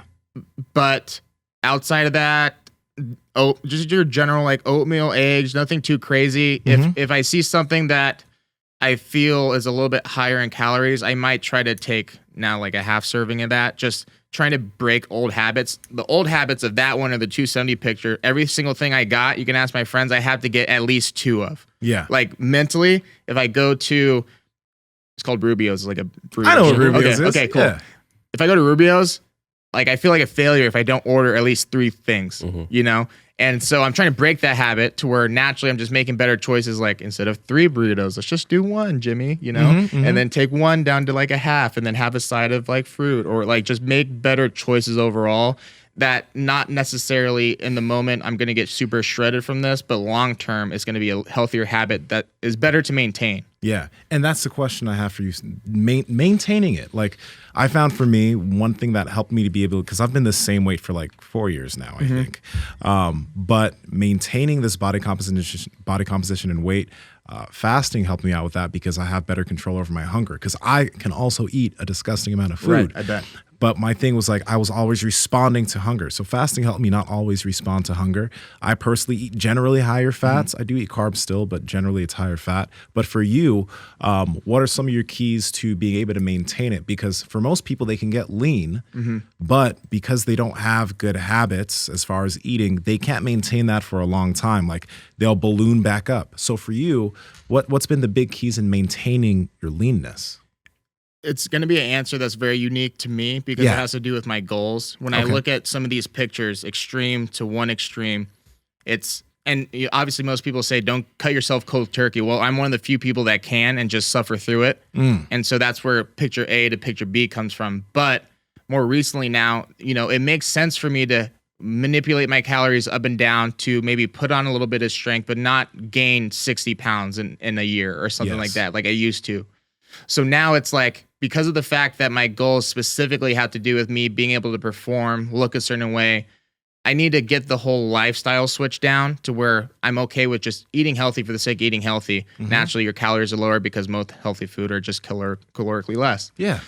Now, if I got a call tomorrow that says, hey, we need you in 3 months, then I've been at a point to where, good, I can make a switch, drop some calories, and I should look pretty crystal clear by the time that trial comes around. But because I made the lifestyle switch due to my specific goals. With most people, I would say that give yourself a bigger reason other than just looking a certain way, because I feel like that's where people start to kind of fall apart. Because maybe they do achieve a certain look, but they don't necessarily pick apart why they got so big in the first place, whether it was internally I saw one of your recent podcasts, like broken or just whatever mentally caused them to get to that point. If you don't do like the internal work and determine why you got so far off, then you're almost bound to get back to that at some point because you're not necessarily fixing the core issue. So I would say work like that is extremely important to make sure that the weight stays off, because then you almost, I don't know how to put it. You may understand where I'm going with this, but you feel like you're fixing yourself both externally and internally, not just organs, but actual like mental health. Yeah. I saw your podcast with like Josh Peck and stuff, and what he talked about, I found it to be very interesting too. His background is a lot different than mine, both overweight at some point, but he went through his own struggles to get to where he's at, and he's been able to keep it off. So I think that answer could be different for most people, but I think the general answer is to target what the internal issue is, like mentally. Yeah. So you can keep it off long term.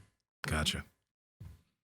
Yeah, it's hard for a lot of people to deal with. They can they can do a sprint, they can do a little sprint or they can make a little dash, but they kind of lack like the real grit and kind of internal, I guess, dialogue to recognize that they can do better and better every day, and they can kind of make it more of a lifestyle. Yeah. But it's a challenging part of it all. Do you feel now that you have it down to where you can keep it a lifestyle without like going up and down, or do you have any worry or concern that might happen again? I feel tendencies of habits that I created for myself for my whole life where I feel like I really want to binge and go a certain route. I think currently right now my goals are just bigger than that temptation. But hopefully through the process of time and everything, it starts to genuinely just become a lifestyle, because I'm happy to admit now it's not perfect for me whatsoever. When I went to Dallas, I came to Dallas 205. I left Dallas 222, and now I'm a respective. You ain't joking about gaining weight easily. Yeah, now I'm a respective 210 or something like that. And so it's like going through things like that. Like, okay, you went a little bit too overboard there. Obviously, it's a vacation, it's a trip. Like, enjoy yourself, but where's that point? And mentally, I think I know where it is, but it's actually being able to put the pen to the paper and not restrict, but be more aware. That's what I'm trying to get better at personally, because I know the work ethic is there to get extremely low if I need it to be, but it's always been extremely low or extremely high. I've never found that middle ground until more recently. And because I'm trying to break, a 20-year habit, it's difficult, but I'm finding progress. Hopefully we can get some Korean barbecue before you go. I'd love to. It's meat. I know. I'd love to. Yeah. Load up. Okay. Good. What's your sleep like? Good and bad. So my schedule is busy because I'm juggling teaching classes, clients, 3 to 4 training sessions a day, and then also running my business at home, the House Strong stuff. We have business meetings most days of the week. And so to allocate time for all that, most of my days, and also like say pro wrestling training or gymnastics, the different things that I do there, most days for me are like a 7 to 8 a.m. to a 1 to 2 a.m. is what it's been more often than not. And that's just how it is. But at the same time, I'm doing what I love. So I'm willing to sacrifice some rest to keep that schedule if that's what it takes. But I try to get about 6 hours, it seems, on average. Last night was like 2, but coming here, I had to lift and then go to the airport. But I would say 6 to 8. I used to be such a huge proponent on naps, to be honest with you. Like in high school, before I had anything to do, I always made myself and then the friends I was training, okay, we're getting home from school, then we're taking a nap, and then we're hitting legs. And it was like that. And I found that to be extremely beneficial. But being a busy adult, sometimes that's not applicable. But if there is time to actually invest in a nap or something like that throughout the day, I do like doing that. If in the case that my nighttime sleep is deteriorated because of whatever outside factor that comes along, it's not perfect, but that's what I've been able to function on. But I do want to try to make it a little bit more of a priority as I move forward too. One of our friends, Joel Green, he wrote about this on Instagram, and he's talked to us about it before. But he has something he calls super sleep. Okay. So it's a real easy thing for someone to get on board with that. Kind of just doesn't feel like they have time to sleep. And in this idea that he has, this concept of super sleep, you just pick a day, like one time a month, where you just sleep your fucking face off. You just force yourself to keep going back to bed. There's no jiu-jitsu, there's no gymnastics, there's no lifting for the day. You just keep forcing yourself to keep going to sleep for that day, and just see how many hours sleep you can get. You can get anything over like 10 hours, like that. I know there's a lot of research that says like they don't think that you can make up sleep. But I don't know if people have tried it in a hyper sense that he has. So I think like for me, like I don't love to sleep either. For some reason, I don't want to go to bed. I feel like I'm missing something. If I don't wake up early, I feel like I'm missing something. Like I feel like I'm being lazy or whatever it is. It's a misconception that I have that I like live with every day, and I just need to get the fuck over it. But for me, trying to have one day where I just sleep and I don't have anything else that's like an interruption has been pretty helpful. So maybe that'd be something to be helpful for you. So you've tried it yourself? Oh, absolutely, cool. Yeah. Have you tried it too? I haven't tried it because he sleeps pretty good. I make sure. Like I think like man, I think I'm more fragile than most people because I can tell and my body can feel like the wear and tear of training if I don't get enough sleep. So because I know that it's so essential for me to be able to perform well and actually recover, I can't slack on it. That's why I was curious for you, like, what are your recovery tactics? Because not only are you teaching jiu-jitsu and doing that 3 to 4 times a day, you're also moving a lot of volume in the gym. Like you're deadlifting, like you're not deadlifting 7 every day or anything, but like you're moving high, not just high volumes, but high intensity. So what else do you do for recovery? Even though you do get like 6 hours, sometimes that slacks a little bit. So how do you manage that? I would say, like going back to the first answer, a lot of the KOT movements have been huge in not necessarily, well, you could argue recovery, but more so just adding durability so that there's not as much of a recovery process needed. That was the biggest thing that I noticed, especially through that ADCC trials prep, where I should be feeling really bad right now, but I'm not for some reason. And when you say really bad, do you mean like joint wise? What do you mean? I'd probably say fatigue and also joint wise and everything too, because it's like hard wrestling sessions with good wrestlers, hard wrestling sessions with good jits guys, and still lifting relatively intensely with all that said too, and also on very, very, very, very low calories. Like 2 meals a day was like good at that point. I don't suggest it, but that's what it kind of ended up being during that. You're doing that to drop weight? I was doing that too because I was trying to make the 217 class for trials. Okay. And I wanted to get to the point to where I was in a safe zone, being at the first time that I actually traveled to compete, to where I had a good window to float between, so where I didn't have to worry about weight at all. I just wanted to make it no stress. So even though I came there like 17 pounds under the weight class, I wanted to not have weight be an issue when I got there. So that was part of it. And then again, being an extremist, I see that I'm close to 200. I just got to touch 199. We just got to touch it. It becomes that thing. But the recovery wise, the sleep, I do notice when I get more sleep, I do feel a lot better. But when it's not there, I feel like I just recently started actually having an actual stretching routine, which I can't tell you yet how it's helped me because I'm so new to it, but I might come back and tell you guys how I feel because that's never something that I've actually committed to before. The KOT movements are great for mobility, but building strength and long ranges, but now actually like trying to open up myself and use that as a form of recovery. I like sauna. I've done ice baths before. Breathing. One of my good friends is really into Wim Hof, and we had a Wim Hof seminar come to our gym not too long ago. Very cool. I find that all to be very beneficial, and there's a lot in that realm that I have yet to venture into. Outside of your normal eating, sleep, and specific things that I do in the gym, I can't say I do anything specific. I just think that adaptation has allowed me to get to a certain point to where I'm very durable. Yeah. Be it even if my recovery routine isn't picture perfect. I think even just, recovery is one thing, and I think it would obviously help and aid in recovery, and maybe you'll even feel stronger for some of the stuff that you're doing. But I think it would help a lot with your habit of like wanting to overeat, because I kind of think that. Do you mean sleep? Are you talking about- sleep. Yeah. Okay. Yeah. Getting a lot of sleep. So I would encourage you, like, if you can. I think sometimes like it's like walking somebody through like a workout, or like the people you train, the people you coach, like, where am I going to start out day one in jiu-jitsu with you? Like, what are you going to show me that's going to be something that's valuable, something that's simple, something where I have a good experience. So like, what can you do for yourself in that same fashion when it comes to like sleep? It's like, well, man, I don't want to have to try to carve out 8 hours because I got this, I got that. Like, you just think of all these things that you have to do, and you think about how that's going to just totally fuck up your life because it's too long, it's too much sleep, or whatever's in your head about it, right?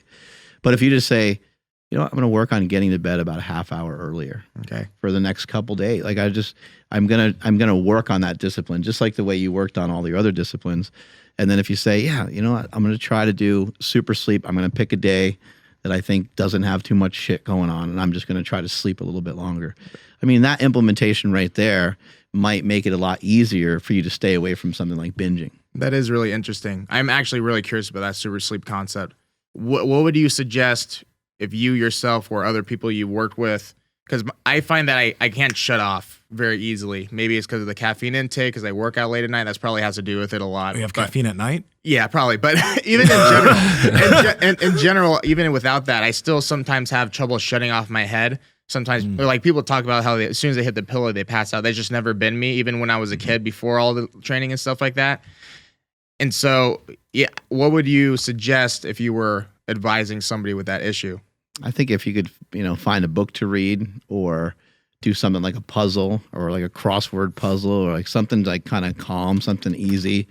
Even aside from that, go outside, do some grounding, just go outside barefoot, get the cold grass on your feet, and just look at the moon for a little while. Like, just something to just like where you can just really try to like just calm down and get away from other stuff. I don't think you need like a lot of it. Like, I think 20 minutes of it. And if it doesn't seem to work, you can go back to it. You can also like journal. We're fans of these glasses that are like red/orange-ish. What that does for me, I don't know how well it works with, the hormones in your body and all that kind of stuff. But I do know it. Like, I can't read my phone when I have them on. Oh, okay.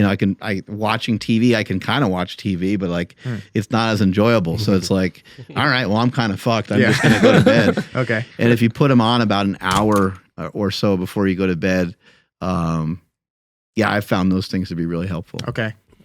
When you actually like hit the bed, like, what's happening? Like, is your mind just racing? Like, are you thinking about literally like everything all of a sudden? Like, what's going on there? Yeah, it could be what I did in the day, what I need to do tomorrow. If I'm in a super like motivated kick, I could be thinking about what I want to do with my life, and it just kind of never stops. Yeah, just usually stuff like that, I would say. He's thinking about Goldberg. Right. Yeah, so then like it's happened before for sure. So like when you have like opportunities where, whether it be your, I doubt this happens, but like you're waiting for maybe somebody in the gym, or you're driving somewhere, or you have any passive time, you're probably, just knowing you right now, you're probably listening to a podcast. You're doing something that's like, I'm not going to waste this time. I'm going to better myself. Yeah. Which means you're probably never actually with just yourself. Very rarely. Until that morning, or I mean that nighttime happens, right? So Yeah. then that's the first time where your mind's like, hey bro, I got some shit I need to tell you. So my recommendation is like, if you can, just spend whatever amount of time that you can afford throughout the day with literally nothing, and then let your mind yell at you for that moment. It's not going to be very long, and it may or may not help, but I've just noticed that a lot of people are like, oh man, as soon as I touch the bed, that's when my brain wakes up. It's like, well, that's the first time you put your phone down too. Yeah. And I'm not saying that's what you do, but just knowing you're a motivated person, you're probably always going to be trying to learn something or trying to communicate with the people that you work with or that you're coaching and stuff. Yeah, exactly. So like maybe spend, I don't know, even 10 minutes just like, all right, I'm just going to fucking go ahead, brain, tell me what you want me to hear. And then go from there. It is I think there's probably something to that because I'm pretty much interacting with people all day long. Like most probably you guys are too. So for me, it is the first time actually alone to myself. And I think I valued that a lot as a kid growing up an only child. So it's almost like my way to revert back to that before I have to restart that process of being social again. So yeah, I'm going to try that. Thank you. That's awesome. Absolutely. Quick question. How much caffeine do you think you have a day? Probably I usually have a cup of black coffee in the morning, and then for my lifting pre-workout, 250. Not too bad, but Our last guest was in grams. Remember, he had Ben grams. He Clearfield. had grams of caffeine. Yeah. Really? Yeah, Ben We were like, what? Does your pre-workout, what time do you think you usually take it when you lift in the evening? Recently, it's been right after I get off of my last client, which is like 7 or 8. 7 or 8? Yeah. Man, I think 2 of your biggest movers would be trying to find a pre-workout that potentially doesn't have caffeine in it, especially at nighttime, because you probably don't want to really fuck with too much caffeine for most people after 2 p.m. Even though like some people are like, I could drink a cup of coffee and go to sleep. That sleep quality is not going to be as high as if you just kept the caffeine earlier in the day. Okay. So Why are we trying to help him and make him better? Because we want him to be the freak. He's already a freak, but we want him to be a freak. This is going to be disastrous. This is going to be amazing. No, everyone's I going to be really pissed off at us. Yeah. It's like, dude, that last little chip I needed was just sleep. Thanks, guys. But dog, no, sleep is WWE huge. champ. Sleep is huge. So one, the caffeine, limit that after 2 p.m. if you can. Okay. So because there are pre-workouts that are made, there are versions that are non-caffeinated, Yeah, and some that non-stim. are Right. or non-stim. And the first thing would be when you wake up, do you get sun immediately, or are you like indoors? It's pretty much all indoors because I'm just going from the house straight to the car and driving where I need to go. I would suggest, and it's made a big difference because like I notice it because my circadian rhythm now is super consistent. I feel extremely tired at the same point of time every single day, and I'm usually asleep now by like, I used to go to sleep at like midnight or 1. Okay. Nowadays I'm asleep at like 9:30, 10. Really? Okay. And I never used to be someone who could be like, I can sleep early. I was not that guy, right? And it's because every single morning I make sure to get morning sun in my eyes. We learned this from Huberman, right? Okay. Andrew Huberman. Get that morning sun in your eyes immediately. Maybe take a walk or just go stand outside and make sure you're in some sunlight. And then I always get evening sun because what that does is it tells your body, oh, it's morning time. Let's start the adenosine pump. It's something that gets higher as you go through the day. And then once you're ready to sleep, adenosine is high. When you sleep, adenosine goes down. But that sunlight starts that pump. Okay. And then if you're able to get yourself outside when the sun is starting to set, maybe 15 minutes in the evening, when sunset happens, that also triggers your body. Oh, sun's setting. Okay, it's time to start feeling tired. But if you're indoors the whole time and you're not really getting outside and getting sun, that can fuck with your circadian rhythm. And when I started doing that, I noticed every single morning I get up at literally like 6:23. I look at my clock every morning. It's like 6:23 or 6:24. I don't use an alarm because my rhythm is so fucking consistent, and I still get tired at the same time every day. And having that consistent circadian rhythm, like whenever like I'm in that, I'm just like, wow, I feel fucking amazing. So the caffeine and sunlight, I think, would be your biggest movers. Obviously, there's the blue light blockers, which are great, and everything else, but those are the big movers right there. Yeah, especially within my own control. Oh yeah, that's great. Yeah. Thank you. That's awesome. I've never actually heard of the sunlight one before. Yeah, Andrew Huberman talks about that all the time on his. He talked about it when he was here, and everyone go find Matthew Walker's podcast. It's on Apple and everything, but he has multiple episodes on sleep. Which if you listen to it, they're short episodes. 15 to 20 minutes, and he goes over how alcohol affects sleep, how light affects sleep. Yeah. Very amazing podcast, all very short. Matthew Walker's podcast. Don't let yourself get all screwed up over it, though. That's true. Just take some of the tips and some of the information and apply wherever you can. And you don't need to get crazy about this, but like having the phone out of the room or putting it on airplane mode or something, all these things can be really helpful. Try not to use your bed, where you're just sitting there texting and scrolling and stuff like that. So that way your brain and body knows like, hey, when I go in there, I'm down, I'm going to sleep, that kind of thing. I noticed, I don't know if you did too, but you have your notifications on silence at certain times. Yeah. Yeah. That's a feature I definitely haven't used, but I've been seeing more people use that. You enjoy that? Absolutely. Yeah. Because like if I have it open for like my mom or people who like, if they direly need to get to me, they can get to me. But outside of that, I don't, because like, especially at night, it's like, I gotta sleep. You know what I mean? And this is the thing, like there are a lot of athletes out there who are elite, like you are elite and you are doing all these things. But I think that like, if your sleep got handled, number one, you're going to probably be more efficient when you're working and having ideas during the day. But then you in the gym and rolling, like everything just gets that much sharper. That's why it's scary that your sleep is the way it is right now. Because, and like Mark said, the effect on your cravings, whenever I get good sleep, man, my cravings are like, I can handle that easily. But when my sleep gets a little fucked, I'm like, I want to hammer and stuff my fucking face. It's like the feeling's there way more. Yeah. So that's why like I'm so big on sleep for people, because it has a cascading effect on everything that you're trying to do, including the business stuff. Yeah, okay. And that's, as far as diet goes, that's so true. If I binge, it's always at the end of the day when I feel the most tired, from an inconsistent and lack of sleep schedule. Yeah. Yeah. It can ruin kind of decision-making skills. It can make you kind of grumpy, like that's the shitty part of it. Like, someone just catches you on a day where you you were a little more tired and that's their first experience with you or something. It's like, oh shit. Although we can barely tell you're working off for 2 hours. Yeah. Thank you. I appreciate it. You're killing it right now. The energy, the caffeine. Sorry. Yeah, dude. How did you manage stuff through like the pandemic? Because a lot of gyms shut down and maybe you didn't have as much access to jiu-jitsu and lifting and all the things that you really love and enjoy. So I actually lucked out because since I work at the gym that I teach at and train at, I have the key. So I was able to lift there. We have our weight area in the back. So that was good. As far as rolling goes, I have some mats in my garage. So I would just invite friends over and we get some sessions in there. So I didn't roll as much, but I didn't stop completely. It was interesting though.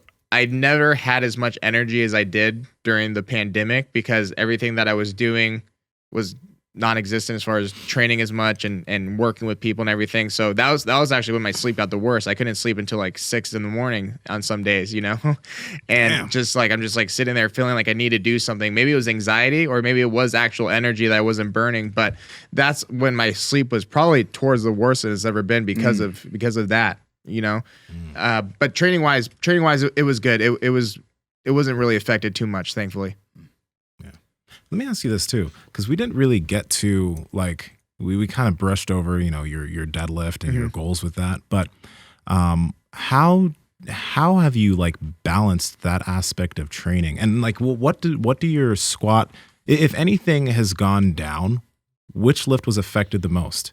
Because for me personally, the deadlift seems to be the movement that it'll just stay, right? Yep. The bench was mainly affected for me, and the squat was affected the most after that. But for you, how are you managing to keep that elite level powerlifting strength while also being elite at jiu-jitsu? I would say that it's pretty much the same for me as far as effect goes. Benches first, then squat as far as literal weight goes.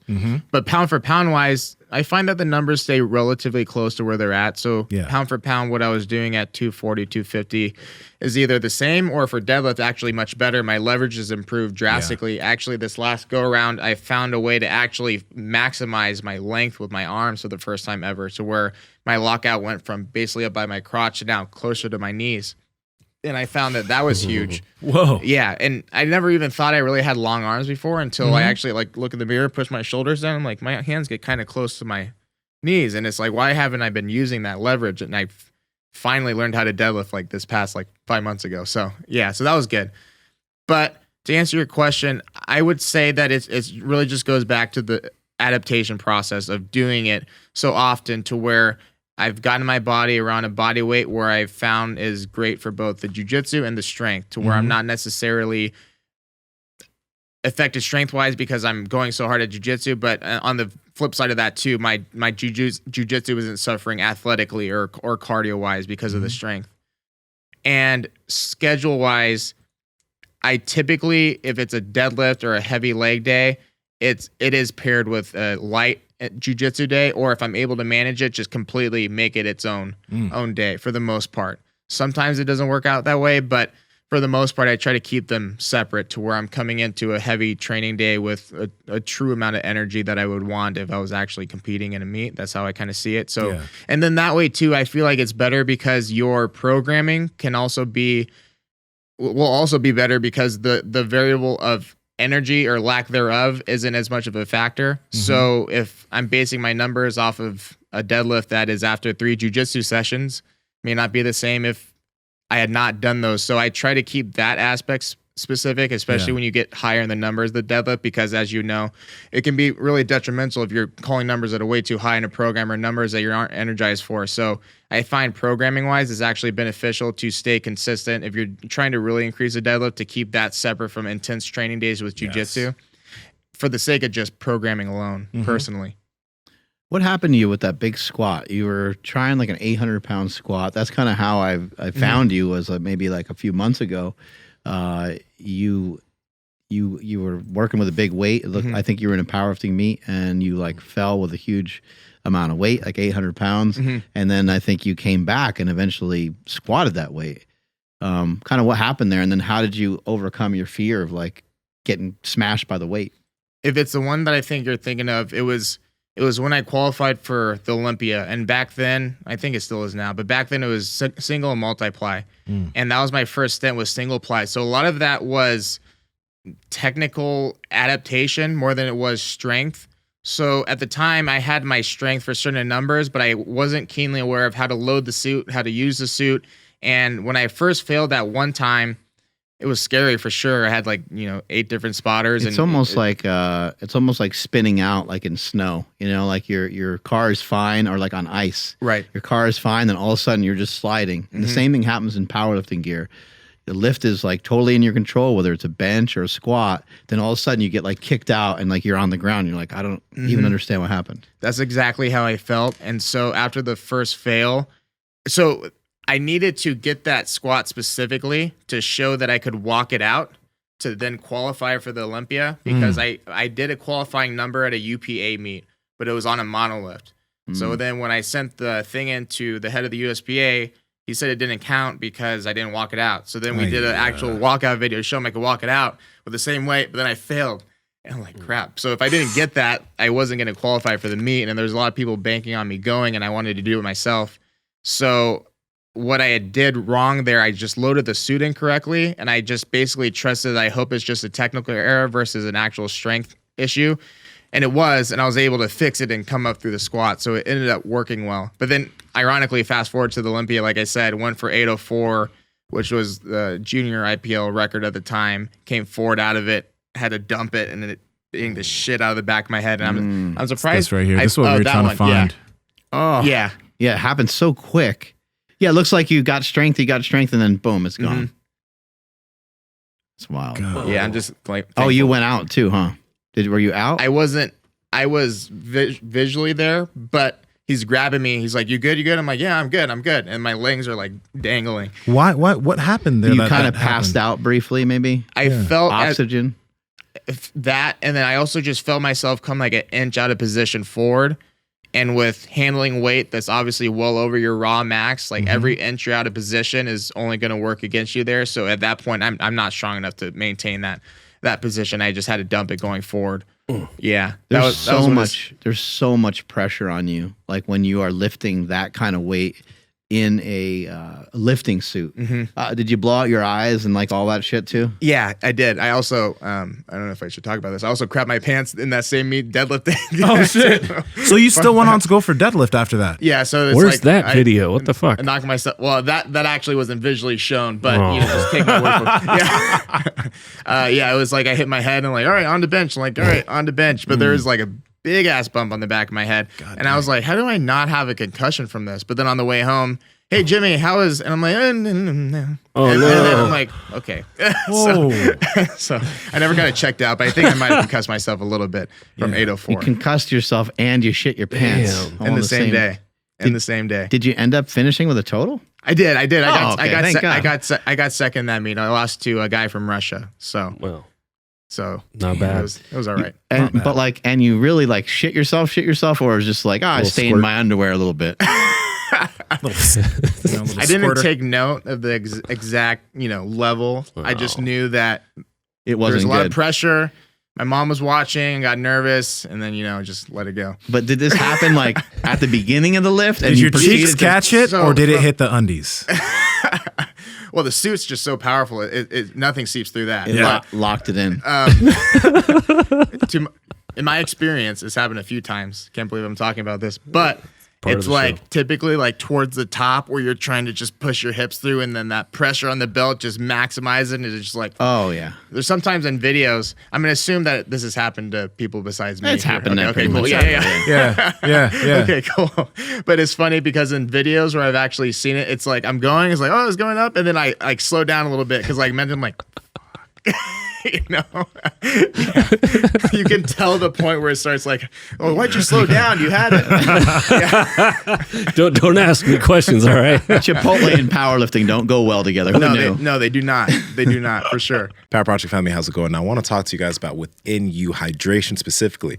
They have This Is the Way, which is an amazing protein that tastes really good. There's a fasting gum, but the hydration is very interesting because there's no other electrolyte supplement like it out on the market. It has 60 milligrams of magnesium, 320 potassium, 1,000 milligrams of sodium, but it also has 500 milligrams of aminos, essential amino acids, and then 2 milligrams of zinc.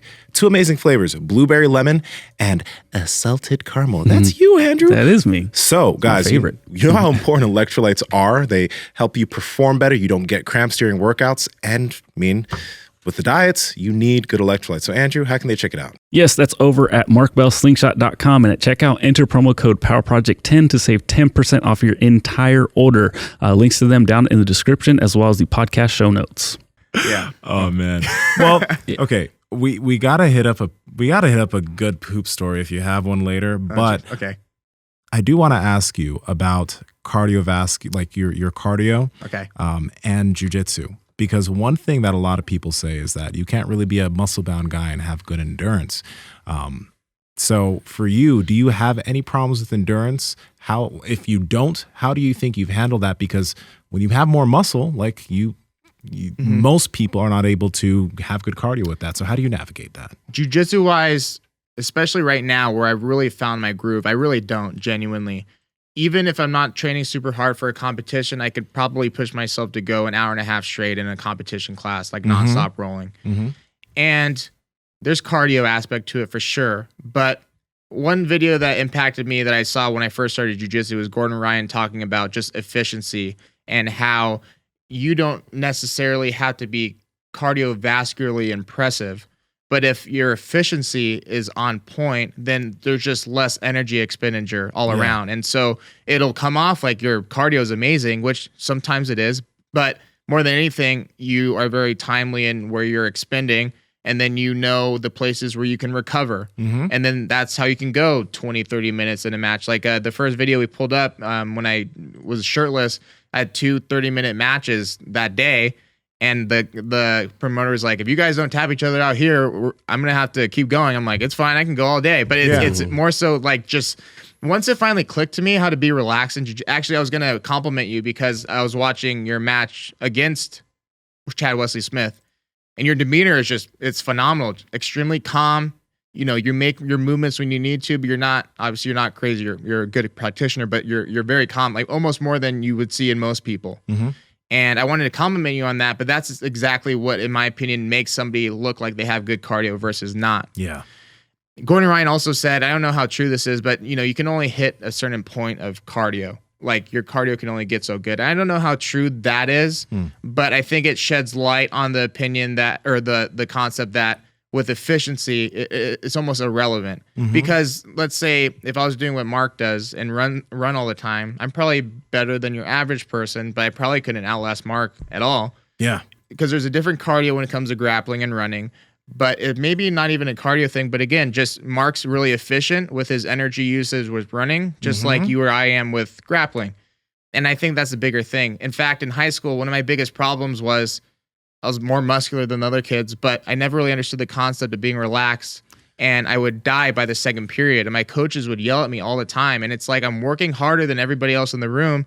I'm going harder with our conditioning drills. And it's like, so why aren't I showing it in competition? It was very tense, the pressure, and by the second period, I'd gas myself out and I couldn't recover. Yeah. All of a sudden now, fast forward, jiu-jitsu, I'm doing harder rounds, but I feel like I'm just warming up because I'm not using energy when it doesn't need to be used. And I'm like, I wish I learned this in high school. I have a question for you about being relaxed. Are you, and actually you too, Mark, when it comes to how much better you've gotten with running, I know we've talked about breathing, but do you feel, does your breathing have anything to do with you relaxing, or is your body just more physically loose? Do you pay attention to the way you breathe, or is your body looser when you're doing things?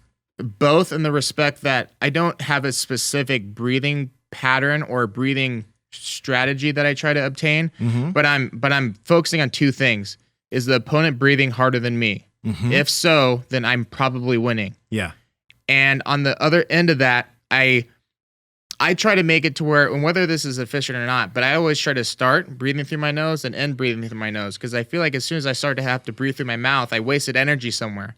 That's what I feel like. I agree with you. That was the switch for me when I started focusing on just learning how to breathe through my nose and having control over that. Because when my mouth is open, I know, okay, things are starting to speed up. But usually if my mouth is open, my opponent's really fucking tired. So that's been a big thing for me. Yeah, and I agree. And it's like, well, it was starting like the Wim Hof method. I'm not an expert, but it's like, why wouldn't we want to do that with something like jits? I feel like that could be inefficient too, because you're almost hyper focused on how you're breathing, and it takes away from the actual match itself. Yeah. So if you find a calm pace to breathe at and stick with that to where you're almost like sleeping through certain positions, that's how I describe it. Yeah. That's when the breathing, that's how I would strategize it per se to your question. That makes a lot of sense. Yeah. How about you, Mark? Yeah, for me with running, I feel like my ribs and my shoulders and my back and my whole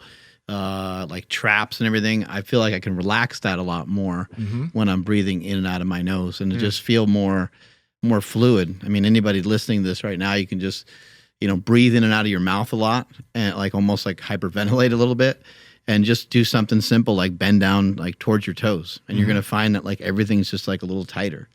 And that's not a great way to perform a large portion of your movements.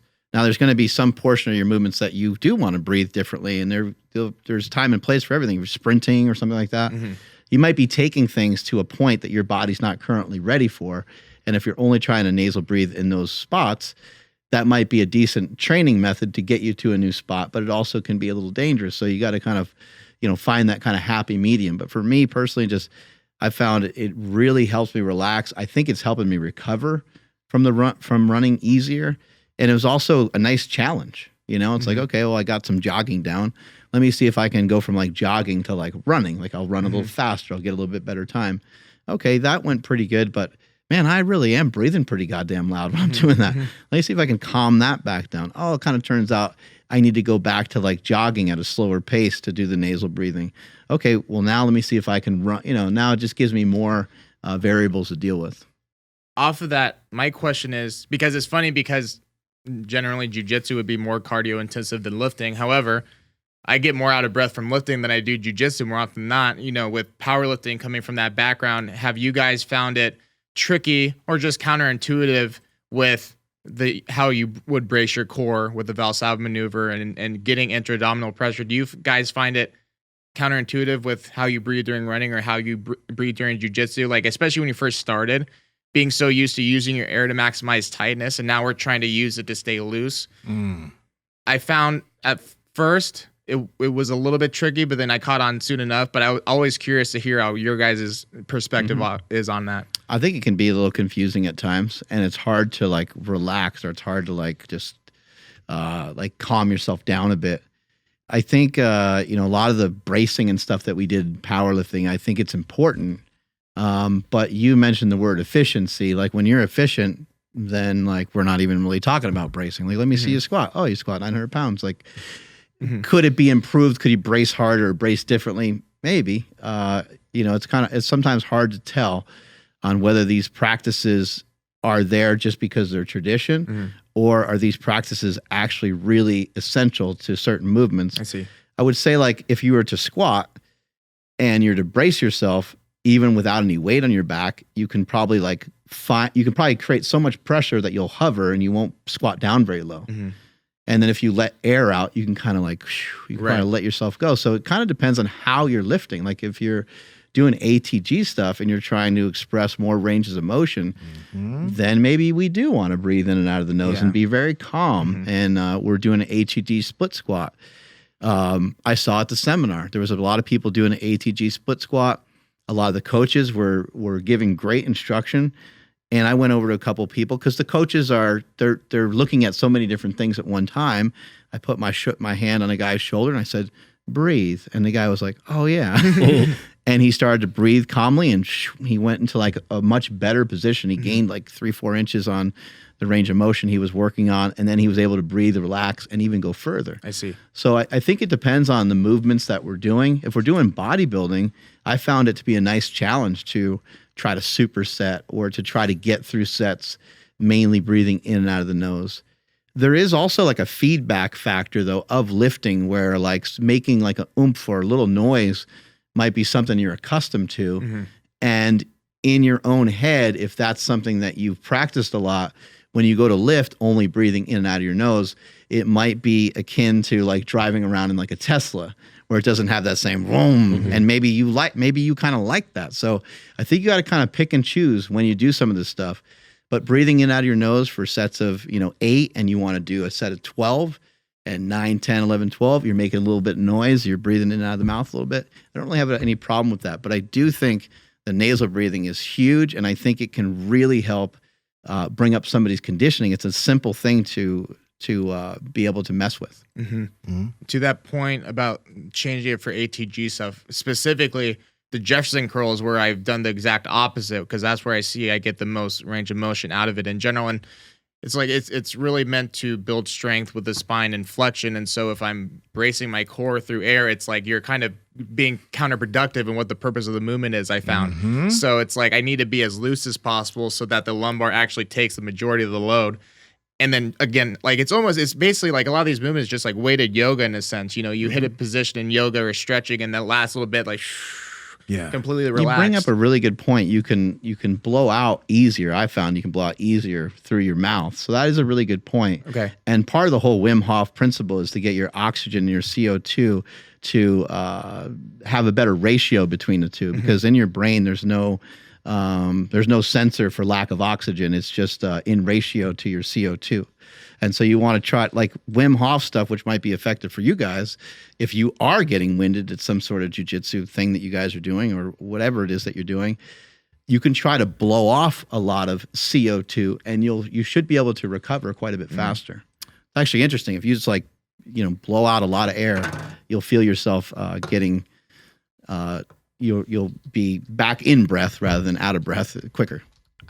My story from that, again, I'm no expert, but I was training one of my high school clients for wrestling and he has asthma, but I didn't know that until he started having like almost an asthma attack right there. I was like, do you have your inhaler? He's like, no. So then I'm like, well, Wim Hof. So I basically started coaching him to my minimal knowledge on how to do that method. Then, after about like 15 minutes or so, we finally got him to calm down, but it was kind of sketchy there for a minute because we're doing like somewhat intensive drills, but nothing crazy. But he was like going down much faster than you would expect. Yeah. And he's told me he had asthma, like crap, and then his parents were there and it's like, so It's like, all right, I told him the basic, like, like breathe out in and then let it release. And I kept having him do that, and it ended up working. And so that's like my one experience from it. I don't know if that's going to be successful across the board with all asthma attacks, but my one instance actually were like, this is like needs to be done now. It worked actually really well. Really well. No, it's very interesting because like when we were talking earlier, or when you were mentioning the difference between breathing when lifting, especially powerlifting, and breathing with jiu-jitsu, it's like if you have 500 pounds on your back, you don't want to be exhaling at the bottom of your squat, right? Yeah. But if you have lighter weight on you, and I've messed with this quite a bit, I'll do breathing squats. So I'll brace, but as I'm squatting, I'll purposely be breathing while maintaining my neutral, maintaining my spine. I'm not going to allow myself to go here with the squat, but I can maintain this and breathe and squat down with a decent load. And also, when I lift, and it's not like anything heavy that I need to make sure that I have all this intra-abdominal pressure that I cannot let out, I'll breathe through that because like, when I'm thinking about moving throughout a day, if any type of load comes at me, I need to be able to brace, but also move.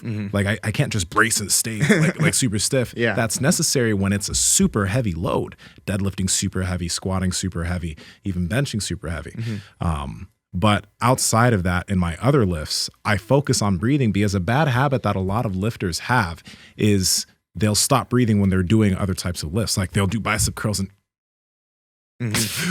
and you'll notice they'll have to try to gush in all this air. But if you have better breathing habits, you should be able to breathe through all those other movements, and it'll help with recovery. It'll help with recovery from set to set, and it'll help with recovery from session to session if you breathe better. So it's not that you need to be doing that on, 1 rep maxes or 3 rep maxes, right? But you should get a better handle on your breathing throughout a session because that can yield better recovery. That's very interesting. So you find that to be very beneficial in regards to, transferring into jiu-jitsu, but just regular movements in everyday life to make it more applicable. Yeah, I even tape my mouth shut when I sleep so that I'm breathing through my nose all night long. I know 100% that I sleep better that way because my mouth doesn't open when I sleep. And I always wake up much, much more refreshed. So that's a habit that all of us here have. Yep. But like outside of that, I noticed like we've been talking about nasal breathing in jiu-jitsu for a while. My buddy Josh Settlage, hopefully you'll be able to meet him and you guys can do some rolls and stuff together. I've connected with him on Instagram before a couple of times. Yeah, he's here. Yeah, he trains at Casio's also. Oh, cool. But and happy birthday! It's his birthday today. What? No, yeah, happy birthday! Absolutely. Yeah. So today, the 25th. This isn't going to come out on the 25th, but happy birthday, Josh. Yeah, happy birthday, brother. He's 25. He's 25. Oh, 25 on the 25th. There we go. But Josh also started focusing on nasal breathing a few years ago, and I always check in with him like, do you notice the difference? Do you notice the difference? And he also has a wrestling background just like yourself. And he's like, yeah, like my endurance is better on the mats, like since I've focused on nasal breathing. So it's something that like I look at it as a secret weapon because like I can see my opponents, their mouth is open and I'm still just chilling through my nose. Right. You're fucked. Yeah, exactly. Like you're 100% fucked. To me, that's my number one confidence booster, honestly, is when I can see you're breathing less efficiently than I am, then we can put it on. Like then we can go. Yeah. And I don't know, like being able to pick up your pace and still maintain that. I can't say that I'm actively thinking about it, but it just, I guess, a skill that you acquire and it just doesn't go away no matter what pace you're really moving at. Yeah. Like I'll notice like if my opponent's breathing heavier, I'll start to speed up and I'll start to then transfer but my breathing is still calmer than theirs. But I usually don't do that until I see their mouth drop open. I'm like, okay, we have room to turn it up now. Yeah. Smart. So yeah, that's dope. I'm happy to see that, like, because again, I think that especially for guys who are bigger, if they can get their breathing handled, because most of them don't. Most of them a minute in or 30 seconds into rolling, they're already here. But if they can get their breathing handled, they're not going to have a problem with that. I think even the faces and stuff that we make, is very connected to everything you have going on in your body. And it's really common to see somebody come in the gym and they do like a little warm up. And then the first thing they try to do is like do a squat. And they'll do a squat with the bar and like they'll kind of like wince. And then like if you were to ask them, say, hey, are you in a lot of pain? And they'd be like, no. Well, you'd be like, well, why are you making that face? And it's just like, that's I don't know, we see other people lift and we're maybe start to get used to that. Or you're doing like tricep push downs, you start making crazy faces. It's understandable that sometimes when you get under a lot of weight and there's a lot of pressure, that your entire body is going to do all kinds of different things, right? We put hundreds of pounds on you. That makes sense. But I've found it really useful just to try to relax my eyes, relax my face as much as I can, doing most exercises. And I still find myself flexing everything and getting way too tight on exercises where I don't even really, it's like, oh, you're just doing lateral raises. Like, calm down. Your jaw doesn't need to be like locked down. You don't need to make this crazy face. So I found a lot of utility in that as well.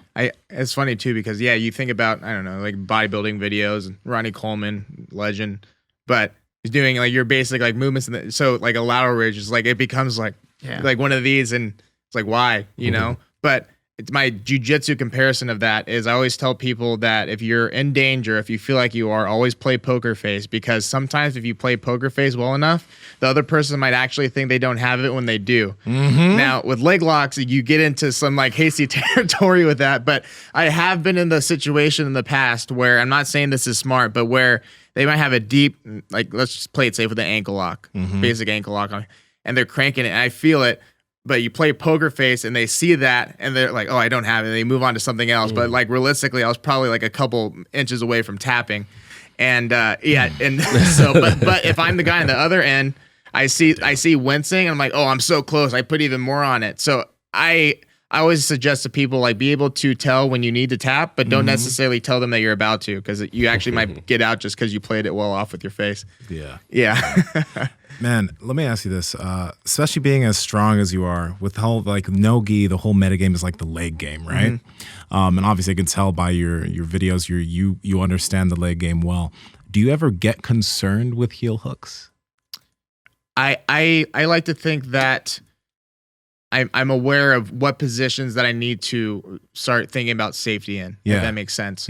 So, and that comes through a lot of practice and understanding how the body works and what ways things bend and everything. It's interesting, like, sure, Lachlan Giles and everything.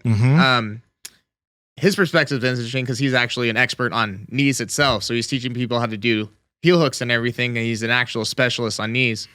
But I would say that I'm confident enough to play legs with a high-level person to know when I need to tap. But at the same time, too, there's an instance a couple of years back where I went to open mat in California, and it wasn't even a heel hook, but the guy threw his legs up in some type of inversion, and the mats are sweaty, and he went for my leg, didn't even go for a leg lock, but my leg slipped, and he came down, and the inside of my knee popped, and thank God nothing happened, because it popped, and I got the MRI, and it didn't show anything. And did you feel anything? I did, and it was swollen, and my ankle got swollen. I thought for sure that initially the doctor thought it was either a meniscus or an MCL issue. I thought for sure I was going to get surgery, and then the MRI showed nothing, and then it ended up healing shortly after that. It was very interesting. But situations like that, to where it's not even an actual submission locked in, but your knee gets put in an awkward position. That's the type of stuff that typically sketches me out more than an actual leg lock itself, to where I can actually determine, okay, am I actually fucked here or not, or can I fight through this? Yeah, those are the positions that I'm more concerned about, honestly, and maybe just from my experience alone. Yeah. I got you. Also, I've had some issues like with leg lock entries, just random thought, where I don't position my leg well enough. So there's a lot of pressure on my LCL on the outside. I've had a couple pops there. Nothing too dangerous, but if I don't angle my leg well enough and I'm more externally rotated here, then a lot of times I've had a lot of bad pressure on that, and so that's been a kind of an issue. Other than that, nothing too crazy. If it's an actual heel hook that's being applied on me, I typically just play it smart. Yeah.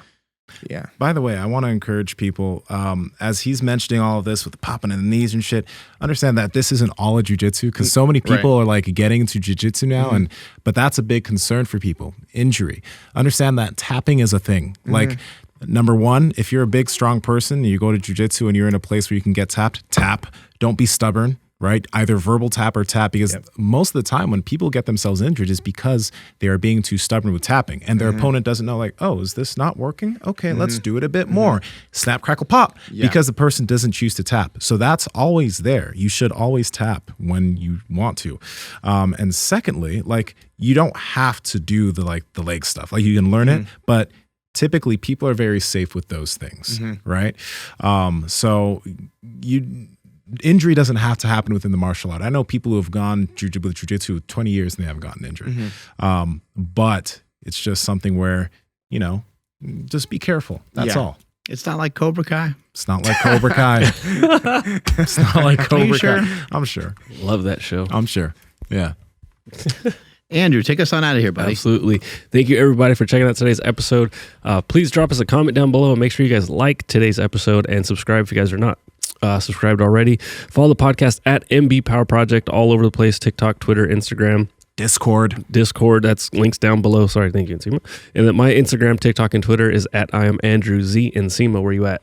Guys, if you have any questions for Jimmy, comment down below, let us know, or get in the Discord and let us know. We're popping over there. We're probably over 800 people in there right now. So, yeah, check it out. Nsima Inyang on Instagram and YouTube, Nsima Inyang on TikTok and Twitter. Jimmy, where can people find you and everything you do?